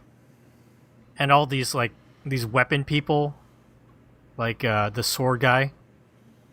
I remember being a little bit down on this as it was coming out week to week, but going back and reading these chapters, I really enjoyed the stupidity. Like the karaoke chapter was really, really funny. I think that's gonna be really well animated. Like that whole sequence of Denji like fighting people in the background while she's singing that stupid song. Like that's gonna be like a quote unquote iconic scene. Yeah, if people don't know, that chapter the public safety girl who touched Denji's wiener, they go to a karaoke room to like have sex, and she's like, first things first. And she just starts singing this song, which is ridiculous, but it's a real song by Maximum the Hormone. There's a great YouTube video that like did an animation of like from the manga with the song. Very entertaining. But like all these dumb jokes, like, you know, Darvox already brought up Asa's like poem that I read. Those things really work for me on this reread. Yeah. And even these lower points where like the sword, you know, dude shows up, Sword Man shows up. I was looking at Sword Man as Sword Man is just a handsome version of Denji that isn't quite as, you know, which is actually he's just as stupid. I liked Swordman because, like, I don't know, I felt like with the other ones, kind of like you're saying, they showed up, didn't really do anything, or at least with him, like, you know, like he was interacting with the two of them. You know, you got a bit of personality off him. But weirdly enough, I think like the bits that were good were very good, which kind of made the bits that were not so good stand out even more. It's just like, oh, this bit I like. Okay, now we're back to the stuff I don't like. It's like a real like you're seeing like the stuff he's really good at, right? The stuff he did very well versus the stuff where it's like, yeah, this is just like, okay, I kind of want to get past that. Can we get back to like the good stuff, or like when are we getting back to the good stuff? I did really like the scene where Denji was like, let's feel good, chairs are happy in their own way. I actually showed just that single panel to my husband. I was like, you know, Denji's still Denji. God bless him. Yeah, there's still like that Chainsaw Man charm here in these chapters. But Seamus, the way Seamus put it is really good. The good parts make these bad parts stand out more. Where I feel like in the past, we didn't have to worry about that many bad parts because there's just like an on parade of good parts. I can see what Tatsuki Fujimoto wants to do with this setup and then what's going to happen in the next set of chapters. But yeah, it's kind of a dip from like what you would expect, like the high quality you've had up till now of Chainsaw Man. I wonder if it's an issue where the storytelling rhythm is like a little more cinematic, and as a serialized manga, it doesn't feel quite as good. But reading it in one go, you kind of get that rhythm that he might be thinking of in like a screenplay or something. I think in American comics it's called writing for the trade. Yeah. You're writing it for like to be read as a collection, not to be read week to week. But I don't know, is that true? Yeah, I guess it'd be interesting if I read this week to week, what I think about it. I probably would have dropped it, or at least not been in a hurry to go back. You know what I mean? Like, I'd be like, yeah, Chainsaw Man was okay last week. I can wait. You know. Yeah, I really don't want to like color your expectations too much, but I feel like you haven't hit the real dip. Like the real dip is coming. Great. Like week to week, this was still pretty funny because the whole like karaoke thing was crazy. People were reacting online to my wiener. Like that's how that chapter ends. It's like she's touching my wiener. So that was like a big like reaction online. People thought it was really funny. I mean, Dar, I haven't gone back and read that dip part yet. And I kind of feel like when I finally do, it won't be as bad. You might be right. Because the whole time I was talking about the dip, that we now call it, I was like kind of semi-apologetic where I was like, I don't know if it's just me, guys. It wasn't like this is trash. Like it jumped the shark and fell off. It was more like the art isn't quite as crisp. It's not as dynamic anymore, and the story is still kind of spinning these wheels of stuff happening without reaching conclusion yet. So it's just like a dip might be too negative, and maybe without giving away spoilers. What we said earlier about Fool Knight, how now that Fool Knight is on that trajectory, it's gonna follow that path. Seamus is saying, well, a story about a killer and like an anti-movement. We kind of know where that will go. I feel like the problem with the dip is, and I know this is really unfair because we didn't read the dip part, but I think a good non-spoiler way to talk about it is that it follows a trajectory of what you would expect, and it didn't really deviate, which is why maybe that dip was the dip. From this point on, I might be sounding crazy. I'm sorry. The good news is that they pulled out of the dip. The last like 2 or 3 chapters have been actually really awesome. Yes, and maybe because it's focusing on Asa again, but like it's been like really exciting, and funny. Whereas I mean, we've been bashing Denji a lot because he is like the stupid idiot. Like after Swordman tells him, if you joined the church, you could have been banging all the girls. And then suddenly, Denji is like, I heard what you had to say. I believe in you now. Let's join the church. That's classic Denji. Classic Denji. I want to point out something really funny in this otherwise not that funny chapter. The one that Morgana said, Sword Guy's like, America's the freaking worst. They, the kid, Nobana, Kobeni's like younger brother, is doing the tour guide. He takes them to the Chainsaw Man wedding chapel. Yeah. And it's just like a single panel of like a fucking chapel, and at the back is a fucking half-naked shirtless Chainsaw Man. And that's really fucking funny.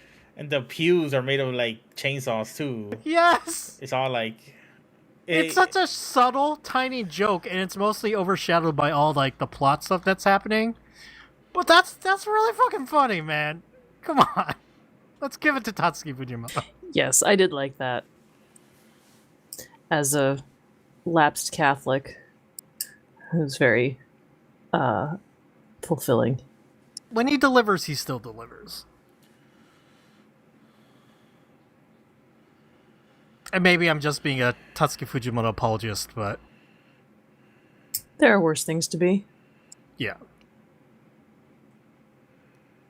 My experience reading Volume 16, as I've said before, is I was very pleasantly surprised. I was like, this is really funny, and I'm really enjoying this. And by the end, I was like, here comes the dip. But I already said, like, I expect that maybe it won't be as bad as when I first read it. It was everybody was talking about, oh, this is getting bad, this is getting boring, I don't know what's up. Even my brother was like, I don't know about Chainsaw Man anymore. I was like, Damn. Even when Dog's brother says it, you know it's in trouble. No, okay, I don't know. I mean, if it was my dad, it'd be even funnier.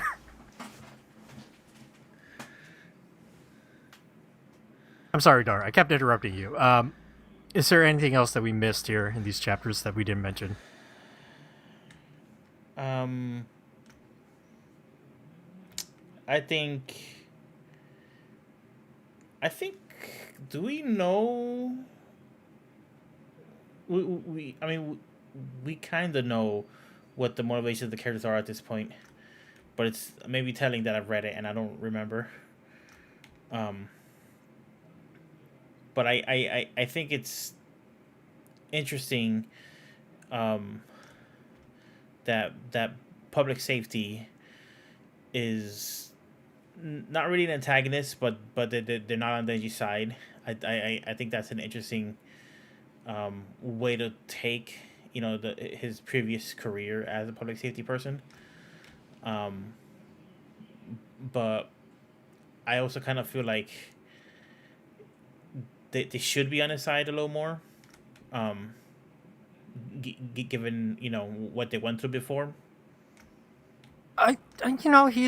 But he needs to be on a tight leash because he's a dangerous existence and he's an idiot and proven to be easily manipulated. Yes. So I get public safety's stance on this as well, By the way, the first chapter of this volume, Denji goes home and thinks about, I can't be Chainsaw anymore. And he watches a TV show with, like, people arguing against the Chainsaw Man church. And they're like, you can speak to Chainsaw Man right now. And Denji's like, huh? And he looks at his phone. Like, he's waiting for the call. I don't know. I'm just too easily amused by idiot Denji. And it's like, it's fucking dumbass. Like, what happens to him? Yeah.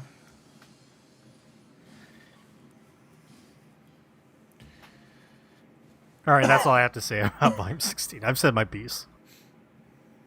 Feel like I'm defending it the most out of all of us.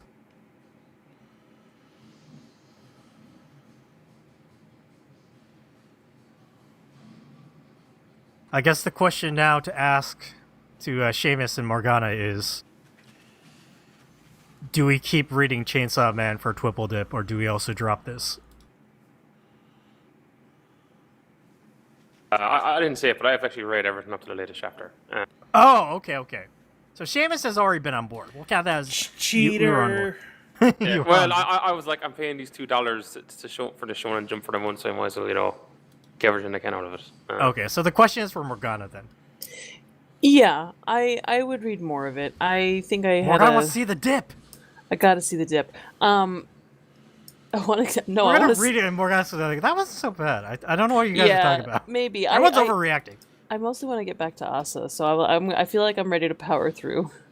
Yeah, I kind of wonder if I was like in a weird reading mood this week or something, because like I said, even the next one I didn't really. I don't know. So it could be me. It could be Chainsaw Man. It could be both of us. Maybe we need to go our separate ways, but I'm gonna give Denji another shot that he doesn't deserve, but he never deserves another shot. No. Anything final to say about the Chainsaw Man before we move on, Dar? Nope. I mentioned 20th Century Boys, but Black Chainsaw Man mentioned, and I was like, Oh, just getting to believe that now. Like, this is. I know, right? Do we really need to be like? There's two Chainsaw Men's. Yeah, I hate that plot. In like, it happens in like superhero comics all the time. Like, oh, there's Spider-Man and evil Spider-Man. I'm like, oh god, I just don't. Different Spider-Man. I hate that shit. I hate it. But also, do we think this is the actual truth from Fami? Can she be trusted? I don't know. Wasn't like that kind of came up like was it the previous volume?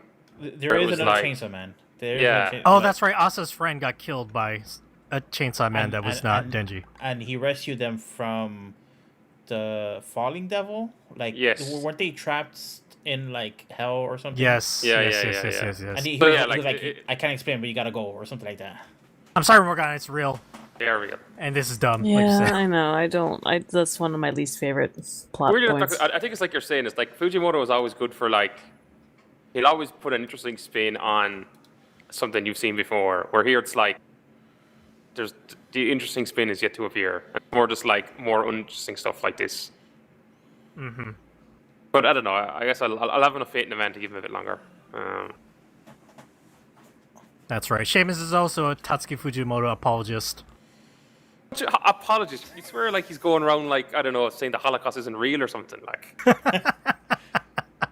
Well, No, it was just eaten by Chainsaw All Man. right, not apologist, but a No, believer. they ate the Nazis, not the Holocaust. the Holocaust still Oh, happened somehow. That would be a terrible idea. The Nazis weren't there. But you know what? That actually could have happened. All right, let's move along from Chainsaw Man. We're going to talk about our final series, Yokohama Kaidashi Kikou. Somehow, we always end up talking about this last. It's very funny. So- We always save it for last. It's a big book. It is a big book. It's 3-in-1. We looked at Deluxe Edition 4, put out by Seven Seas Entertainment. This collects chapters 83 to 111. And I thought that was a weird way of putting it, but I checked. It's not exactly volumes 10 through 12. It's like 2.5 volumes or something. Yeah, it's a little different because there would only be 2 volumes left if they just went 3 by 3. Because it's 14 volumes total. I think they put that into consideration. The chapters here start, I think, a little at the tail end of volume 9. And they go into the beginning of 12, maybe partway through. I forget. I looked at this earlier this week, but yeah, Yokohama Kaidashi Kikou by Hitoshi Ashinano. It takes place in a world where it is the twilight of humanity, and we follow a robot named Alpha, a humanoid robot. Android? Cyborg? Android. Android. And she just kind of goes about her day running a cafe that not a lot of people visit. And we've just seen her do a lot of random shit as time continues to flow. And we have seen human characters go from kids now into teenagers and young adults. I actually have copy to read for this. But hold on. The air is thick as syrup. Minutes melt away. The World Festival is over and the sun is setting on the days of humanity. Alpha returns home to her quiet cafe, richer by a few treasured friends and memories. She wanders with Kokone as they surrender themselves to the syrupy air, letting their time melt and fuse into one. We hope you enjoy chapters 83 through 111 of this beloved manga classic available in English for the first time. Please come again. Pretty nice copy.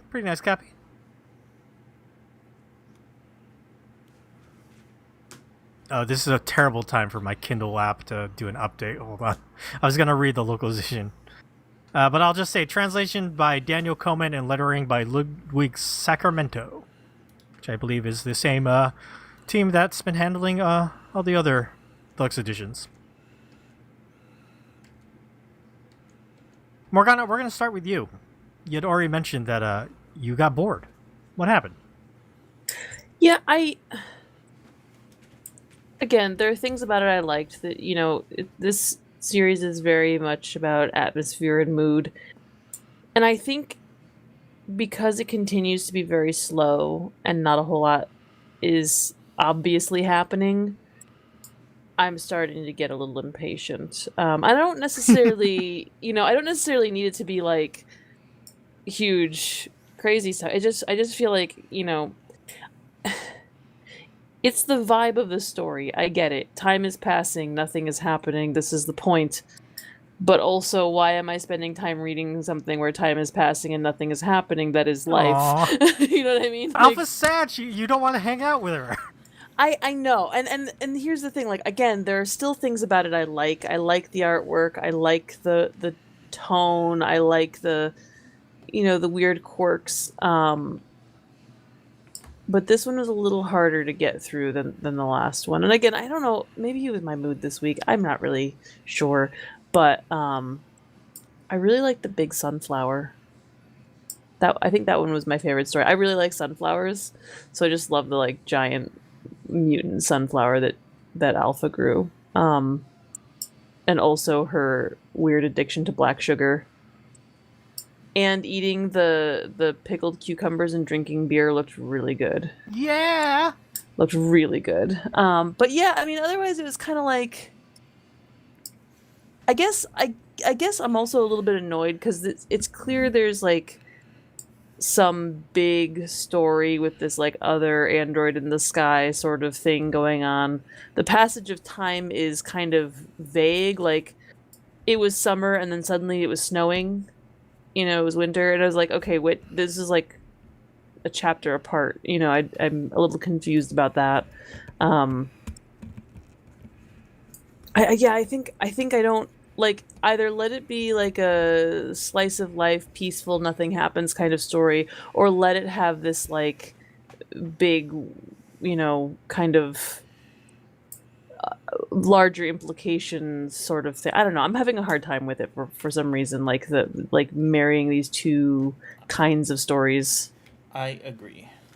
Okay, thank you. I feel a little crazy. I was like, am I just cranky? Hold on. What's going on? We'll save Darfox for last. Seamus, how do you feel about this fourth omnibus collection of Yokohama Kaidashi Kikou? Honestly, I think I agree a bit more Morgana. I was actually thinking, like, is reading this 500 pages at a time really how I should be reading this? Or even, like, I kind of broke it up into, like, 3 sections. And then I got thinking, was this, like, a weekly or monthly thing? Like, I don't know, was this... You're just going back... Hold on, 1 sec. So it ran in Afternoon Magazine, which is a monthly magazine. You got one of these chapters a month. Okay, that reading experience changes a lot, I think. Yes.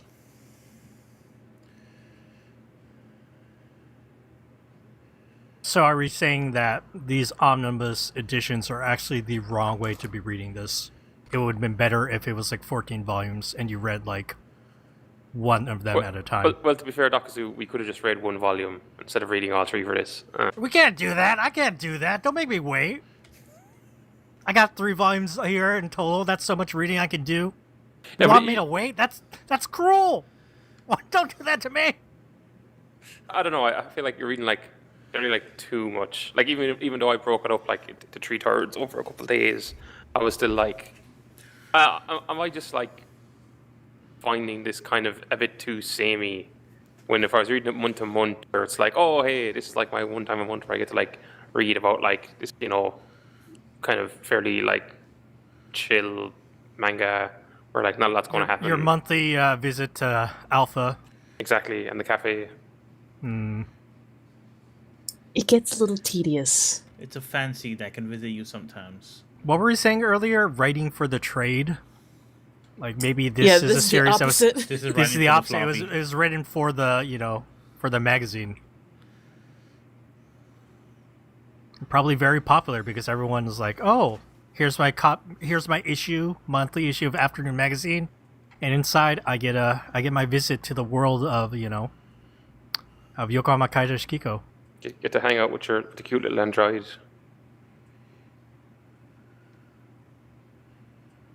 I don't know. That's it. Like there was still parts of it I liked. Like the whole chapter where it was raining. Like there was a couple of panels there where like Yes. that the whole thing of like the sound of the rain, and like the next page is like just all like I don't know what this now after rereading Punisher Born. I'm like really like rain in comics is great. That was really cool. I did like that too.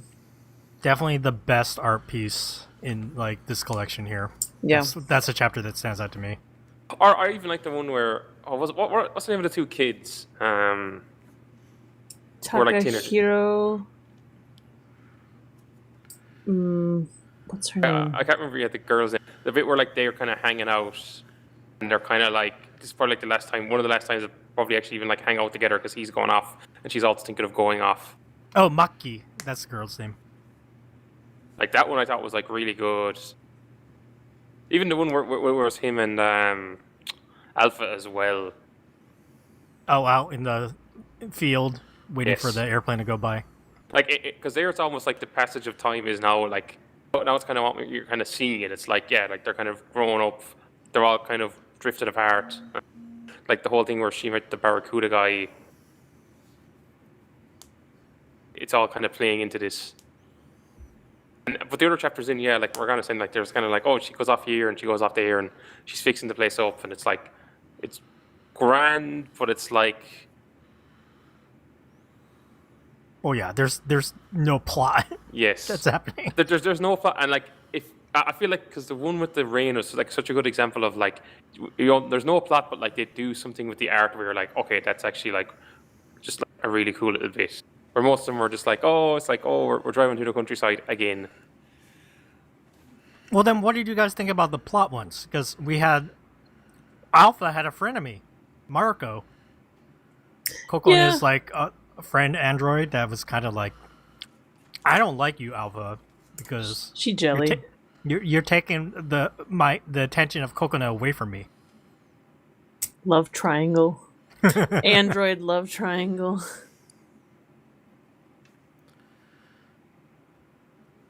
That was fine. I didn't really see the necessity of the aggression here. It wasn't. You can barely call it aggression. 'Cause it's like barely Okay. there. But I was like, okay, stop being a baby. Like, get over it. I don't know. I like I said, I think I might have been a little cranky. Just like maybe it was too. I was exhausted by the tedium. I got cranky. Yeah. No. I think I don't necessarily need anything big to happen in a story like this, but I need the stories, the chapters to be intriguing in other ways. Like you know, Seamus was saying with the rain one, like.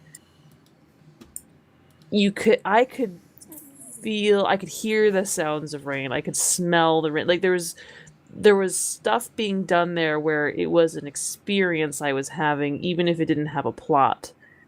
Something that I could relate to, something that I understood.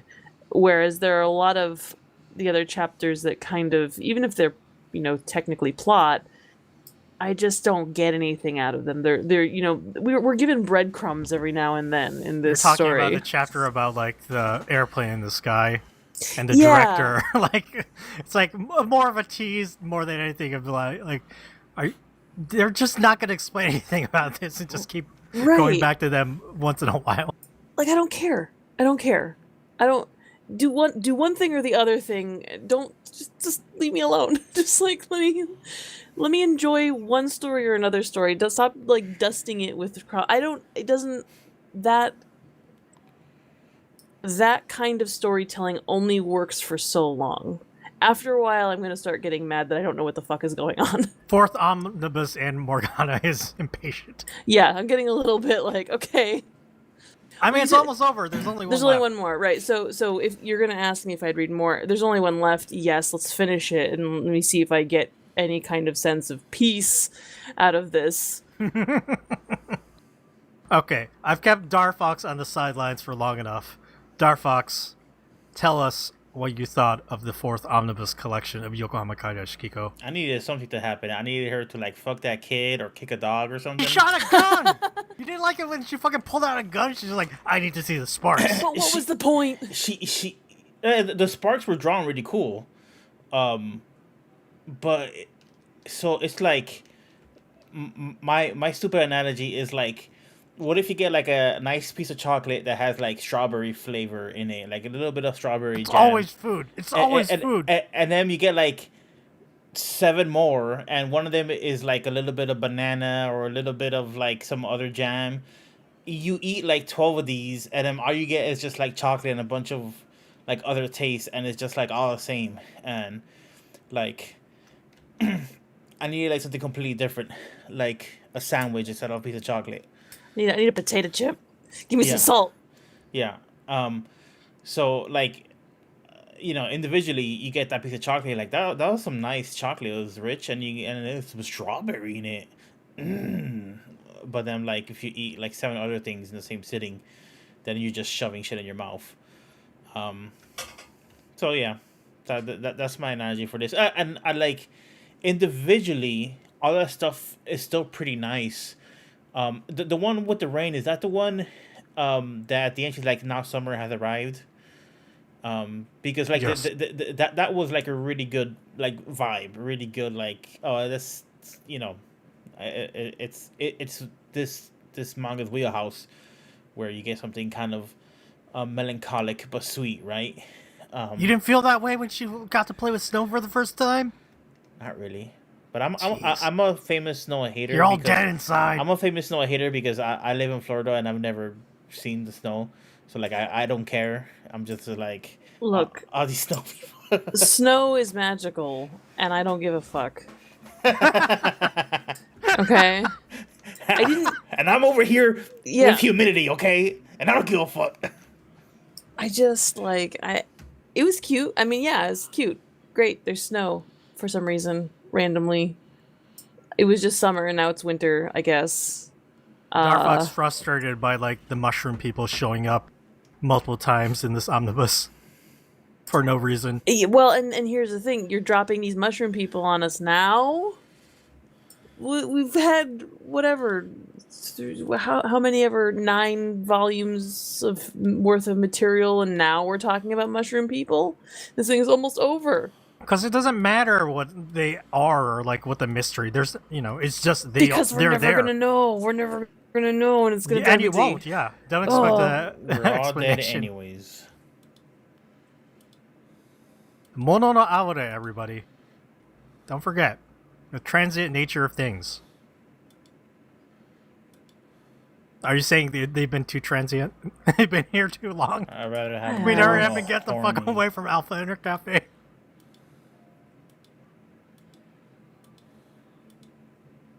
Chris from Canada wants you to head up north, Darfox, in chat. How do you feel about this? One day I'll set foot in the snow and be like, I'd rather be in a swamp. Ugh. Just Stockholm syndrome. I like the swamp at this point. I must return to the swamp. I'm just Shrek. See, I don't mind the concept of a swamp. I don't like humidity and mosquitoes, so I wouldn't do very well. I'm one of those lucky people that mosquitoes don't mess with me. Oh, Like, they love me. yeah, mosquitoes just love certain people. Like they love my mom. So it's just one of those things. They love me too. Because Yeah, I'm so sweet. so sweet.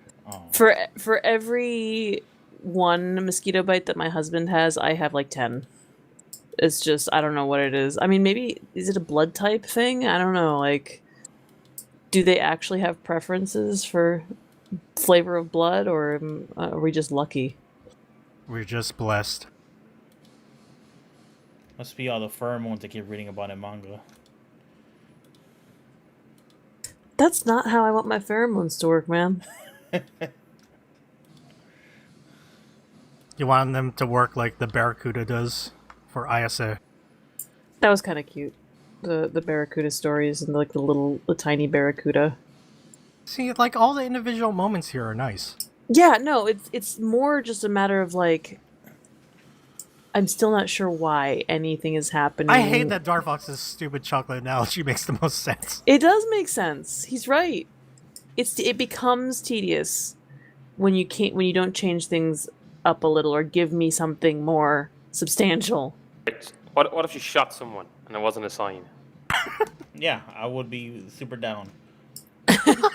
I don't know that I would like the direction it was taking, but at least it would be interesting. Well, no, she just shoots the person and it just goes on like nothing happened. It's like she shoots the old man and they're like, no mention of it ever. Like a mushroom person showing up. One chapter was Alpha just shooting No. some person. No. That would make me mad. She's shooting the old man. No, the old man is nice. No, that would make me mad. She's like, I need to like truly understand life, and that means I need to kill.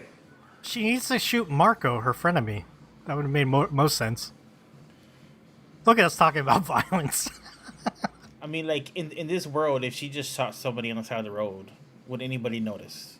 They'd probably be like, oh, they sunk into the sea because it's the end of the world or whatever.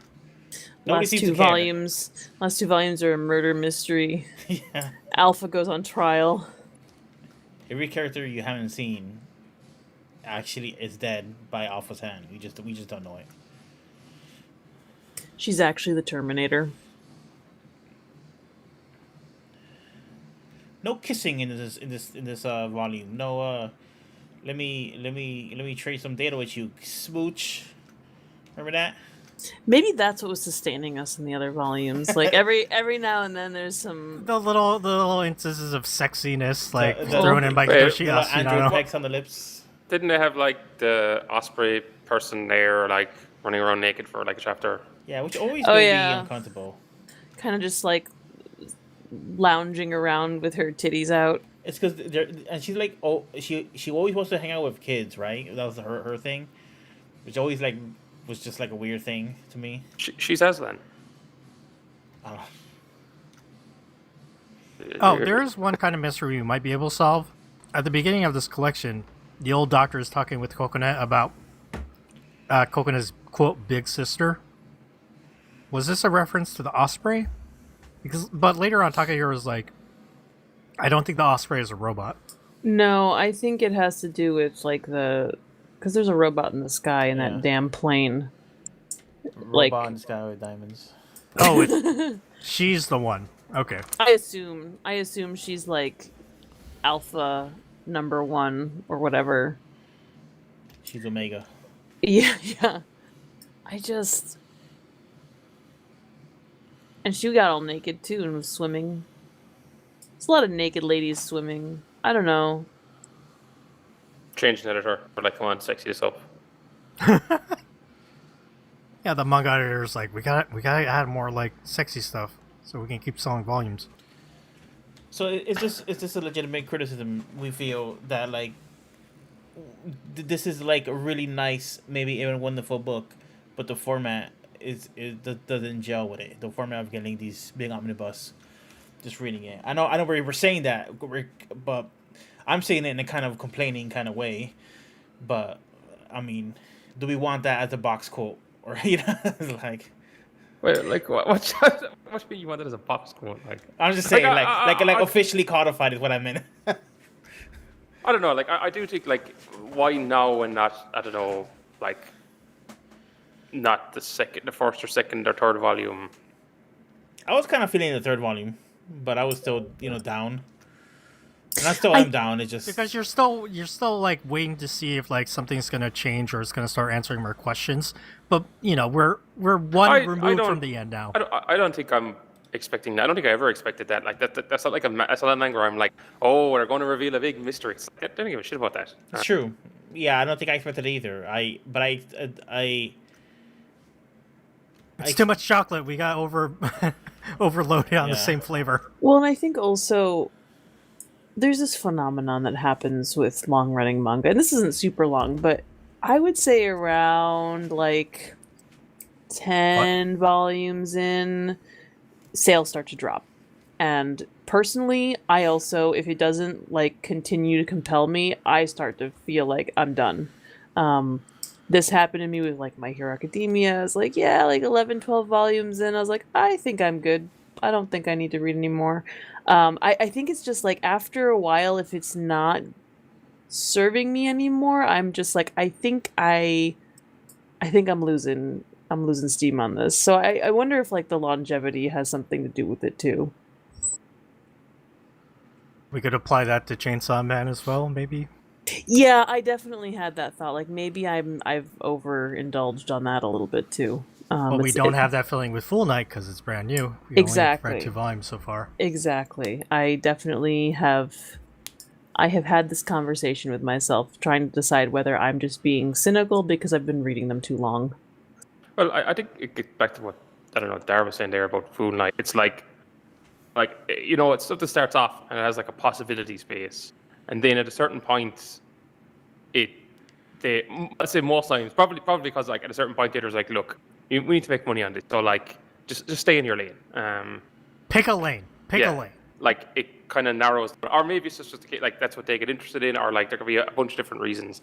At that point, then it's like, okay, this kind of possibility, this is gone.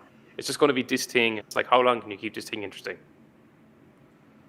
Kind of once you get into that, there's almost like I think of this something like this kind of something someone wrote about when it came to like US sitcoms, or where like the first season they're like figuring it out.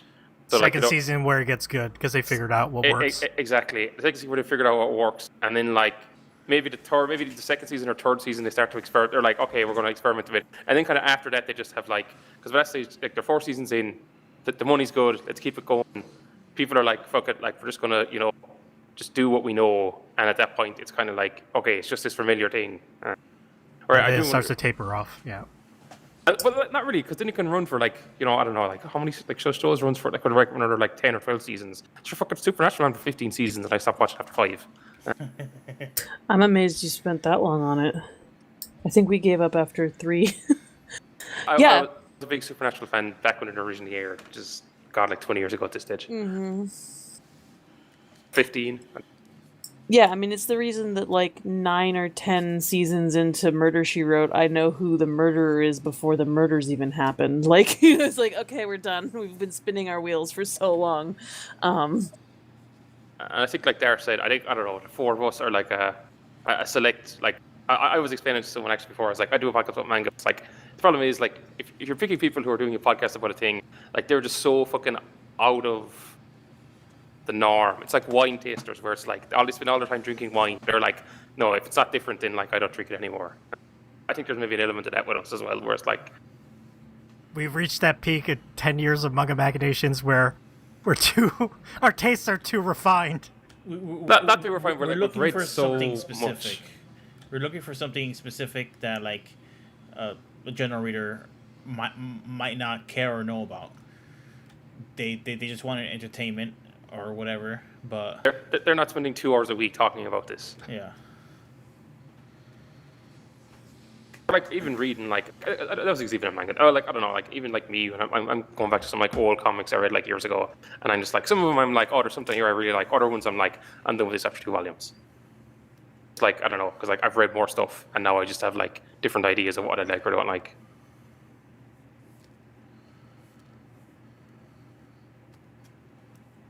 Seamus, last time we talked, you were talking about... What was it? It was like... You had brought up how Hitoshi Ashinano is kind of presenting this like view of like, oh, the country's great. Oh, I guess was this maybe with the 2nd volume? I thought it was the 3rd one, but yeah, you had brought up this concept about Maybe like... it was the 3rd one. Okay, yeah, you were like, I figured it out. There's this connection between like... this idea of like wanting to like just go to the country and live the simple life attached to like the Japanese economy at the time when this was coming out. Something based on an article or something. Like did you get that feeling here?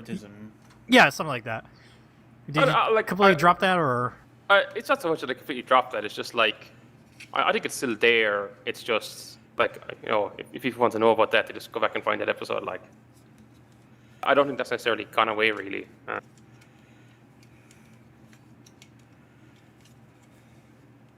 All right.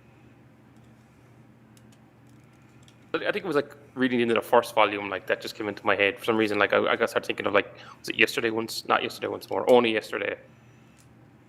And yeah, and it turns out like back in 2006 or 7, people were reading scans of this and were like, had actually like made some of these exact points. Like someone was even like looking up like Google Maps of Yokohama and being like, see, it's all built up and now it's all gone. I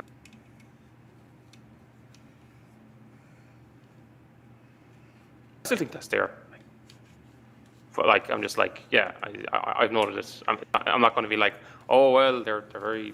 I don't think it's even conservative. It's only more reactionary. Like the difference being conservative is like you want these things to stay the way they are, or go back to like a period where they actually existed. Where I think he's kind of more reactionary in that like, what he's looking for is something that never really existed in the first place. It's like more like this kind of idea in your mind than like something that ever really existed. It's like the difference between, I don't know, George Bush and Hitler, I guess.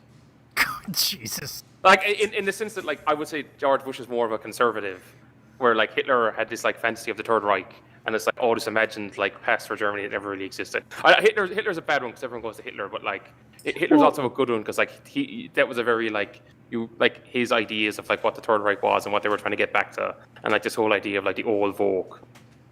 Well, it's like the Make America Great Again stuff. It's like this picture of America as like white and like homogenous and Christian. These things that it never really was.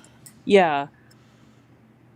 Strong on his own legs. Yeah. Like it's fiction. But yeah, in a similar vein, this is the platform that certain people are hinging everything on, even though it never really existed. But what I'm saying is the person who wrote this is an eco-fascist. All right, Manga Machinations says Toshi Ashinano. Yokohama Kaidashi Kikou, you're reading eco-fascism, people. Put that on the back of the fucking box. Jesus. I feel like also as manga readers, we are probably some of the only ones who would start talking about eco-fascism. So, that also sets us apart from the average reader. What a good podcast we are. It all comes back. Unless you like One Piece or Naruto or anything like that, where you're like, okay, I don't think I have any reason to ever listen to this podcast. All right. Is there anything in this omnibus collection that we should mention that we did not talk about yet? Nothing specific. Oh, I know what Seamus forgot to talk about. The hot barley tea. I read that panel, I immediately screenshotted it and like sent it to Takazu. I was like, see, you're like, oh, it's so weird you're drinking it hot. And then it's like this manga from 2003 has like someone drinking it. Or maybe that's a commentary. Maybe it's like, oh, look how fucking weird this like robot is wanting hot barley tea. Okay, here's the thing about barley tea in Japan. It is traditionally served during the summertime when it's hot. And you make it and you make it cold and you serve it with ice because it's a nice refreshing tea, cold tea during the summer that you can give to kids. It doesn't have caffeine in it. And there's just happens to be one scene with Coconut at a cafe ordering a hot barley tea. And this, what was it, last week, Seamus? You were like, oh, I tried barley tea. And I was like, cool. Was it cold? And you're like, no, I had it hot. I was like, oh. And then I give this whole spiel about the cold barley tea. And then we read this. So that's a hot barley tea situation, everybody. I actually, you're talking about teas, I did have like sweet tea there because I went to Raising Cane's. I was like, wait, this is just like tea with like loaded with sugar. Yes, that's what it is. Yep. I was like, okay, this is all right, but I think I'll stick with the root beer. So sometimes people mix half tea and half sweet tea to get like less sweet. But yeah, that's a barbecue staple. It's sweet tea. I did like the chicken. Texas Talk Dakazu, I was just like, this is all right, but I was just like, yeah, I don't think I'll bother ordering this again. Chips were decent, or fries, as you say. What did you think of the cane sauce? We must know. I like the cane sauce. Morgana, you like cane sauce? Or Raising Cane's? I have never been to Raising Cane's. I don't do a whole lot of like fast food in general. Not for any reason, just don't. Because you got a good home cook. That's true too. That is true. I like, fast food, certain fast foods, but yeah, Raising Cane's was never one that was around me like growing up or anything. So I never did that one. But yeah, I'm not a huge fan of sweet tea. The times I have made sweet tea at home, I think it is like it's to me super sweet and probably about like half the amount of sugar that's in your typical sweet tea. I can't do it. It's too much. I realized that I became an adult when I started getting iced tea that was completely unsweetened and not hating it. I feel like when I was a kid and order iced tea and they're like, okay, and it doesn't have any sugar, and you're like, oh yeah, okay, that's fine, and it's like, oh, it tastes terrible. Now I'm like, yes, if it's like not sweet at all, and in fact if it's kind of bitter, that's perfect. Please give me the Acquire a taste for bitterness when you get older. It's Yeah. very strange. yeah. Well, that's because that's reflecting your attitude towards life. Yeah. Like as a child, you're like, oh, the world is great and full of sweetness, and you're just like, ah, fuck this all. You're just like, yeah, good bitter drink. But I don't like coffee. Did you know that kids actually do have stronger sense of taste? I've heard this. I think they have like more taste buds per whatever. They just don't know what to do with it. That's why Yeah. they don't like bell peppers, because they're Yeah. like, the bitterness is so strong. Yeah, they tend not to like spicy things and do like sweet things because they have such strong taste receptors. All right, we've reached the point where we're talking about food instead of talking about Yokohama Kaidashi Kikou. So it's time to wrap up on this. Okay. I think this is a little hard because we're going to be biased in our decision. There's only one omnibus left. So as a podcast, we should probably read that omnibus and then just do an episode about the entire series. But Yeah. disregarding that, Morgana, without that as an option, would you have kept reading any more Yokohama Kaidashi Kikou after this? It sounds like a no. On my own, no. Nope, because again, it's a chonky book where nothing happens. And I am a full-time employee and a mother with very little spare time for chonky books where nothing happens. You had your visit to Cafe Alpha, and you would have been satisfied before Omnibus 4. You would have been Yeah. okay leaving the cafe. Dar, is it the same for you? I think so. And for you as well, Seamus? I think knowing there's one more omnibus left, I'd say yes. If you were like, oh, there's another 5 to go, I'd be like, I think I'm good. I might jump to the last one and like skip the rest of them. Right. Yeah, I totally get it, and I think we hashed it out about like why we feel this way about this omnibus. We still pointed out that wonderful chapter about the rain. Definitely the best chapter here.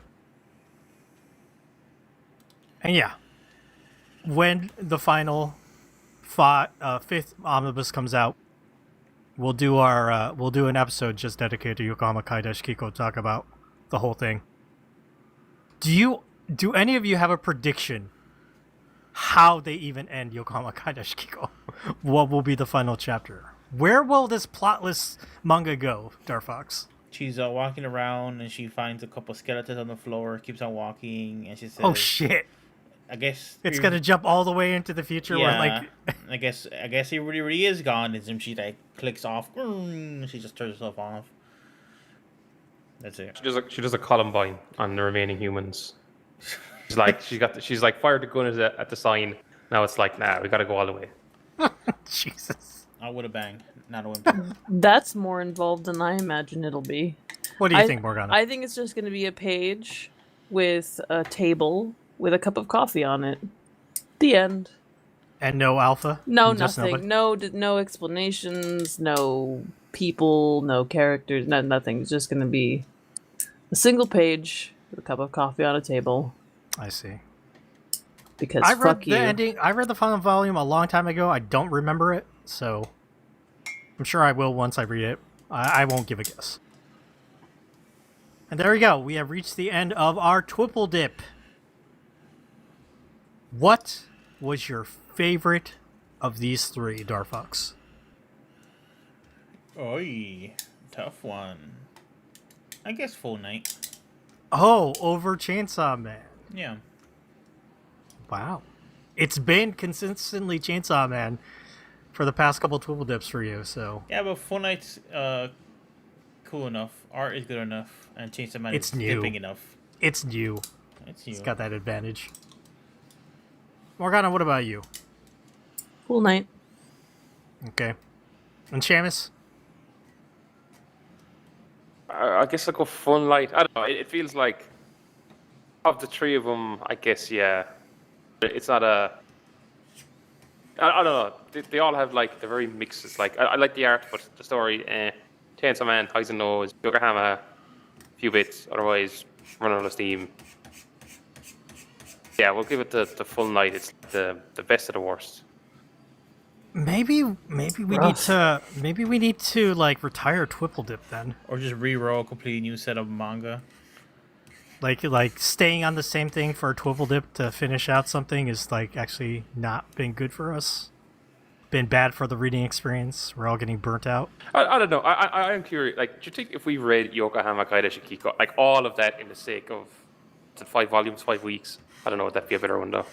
Like, yeah, like doing a full retrospective. On Yokohama, I might fucking I die. feel like we'd have a similar trajectory. You know, we would enjoy it at the beginning, get into our deep conversations, and by the time we reach this fourth one, it'd probably be the same. I think it's more the reverse stock because we've never abandoned a retrospective that I know of. Am I right? Nope. We haven't. I mean, like we kind of did with Die Dark because we dropped it for Full Night. But I mean something. Well, actually, no, I did because whatever that one by your man with the shitbug kids, I was just like, nah, lads, I'm out the door. The what? Oh right. The No, he's talking about like fucking Oshimi Shuzo's. Oh, Flowers Evil? Yes. That's what I think the difference is. Like, if we read, I don't know, think of Kasane when it went in that heavy flashback run. Do you think we would have like stuck through all of that if we were like? If it wasn't one more retrospective after that. Yeah. We've been committed to finishing retrospectives, so it's kind of hard to say, but I guess I wouldn't be like opposed to us dropping something if it was that bad. Then again, I wouldn't want us to start a retrospective if we thought it was so bad.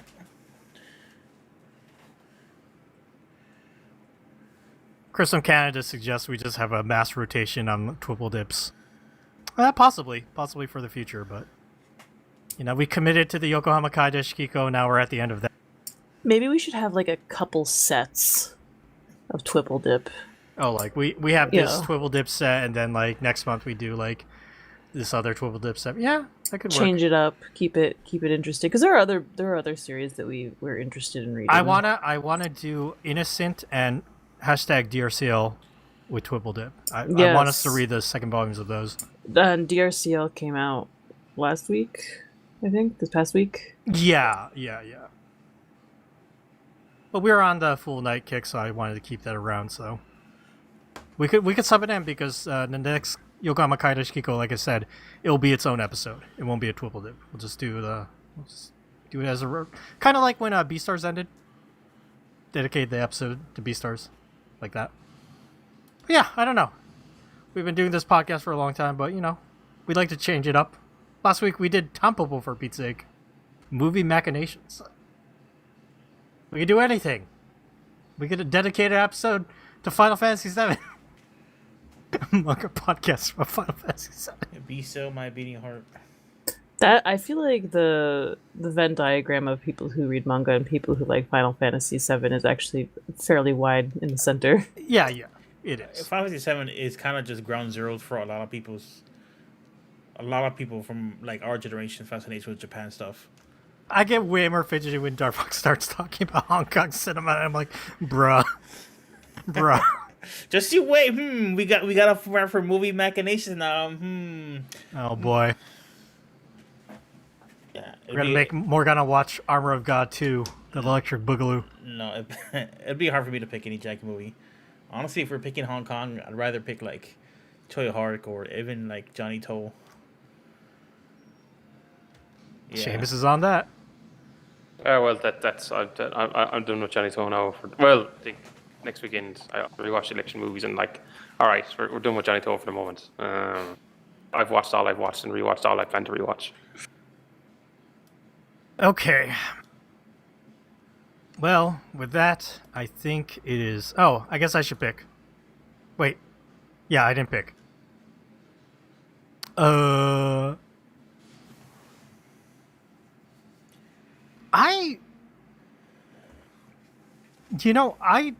I liked all of these, and I think I'm gonna still put Chainsaw Man at the top. I really You really like that forgot wiener about touch. like the Wiener Touch, the Asa poem, the karaoke like chapter. Like they all popped me real hard. Like I really enjoyed those. I'd forgotten about them, so I'll put that at the top, and then Full Night, and then Yokohama Kaidashi Kikou. But there you go. Yeah, that's another Twibble Dip down, and perhaps we will change things up for the future, but that'll be another episode. We are done with this one. And with that, we should end the podcast. So, reminder that next week we're doing a one-shot on Onward Towards Our Noble Deaths by Shigeru Mizuki. If you enjoyed Manga Machinations, make sure you subscribe to us, review us, rate us on Google Podcasts, Apple Podcasts, Spotify, wherever else you can find us. Big thank you to Darfox, Morgana, Seamus for joining me this week. Shout outs to people in the chat like Chris from Canada, Cliff, and Tyler. We're usually streaming our recordings on our YouTube, which is youtube.com/MangaMacTV. Make sure you subscribe. Check out our website, mangamachinations.com. Our Tumblr is mangamachinations.tumblr.com. Come join our Discord server. Head over to discord.me/mangamac. We're still playing Mahjong, even though we skipped last week. We will be playing every Mondays around 8 p.m. Come join us. If you want to support our podcast, buy us a coffee. Head over to ko-fi.com/mangamac. Send us emails over to mangamachinations@gmail.com. Follow us on social media at Manga Mac Podcast. That's Manga MAC Podcast. That's for Instagram, Blue Sky, Twitter, Threads, all that stuff. Follow my social media at DocZoo. Follow Darfox at Darfox8. And follow Seamus at Seamus2389. Seamus is spelled without an H. Alright, everyone. Thank you so much for listening to us this week. Bye-bye.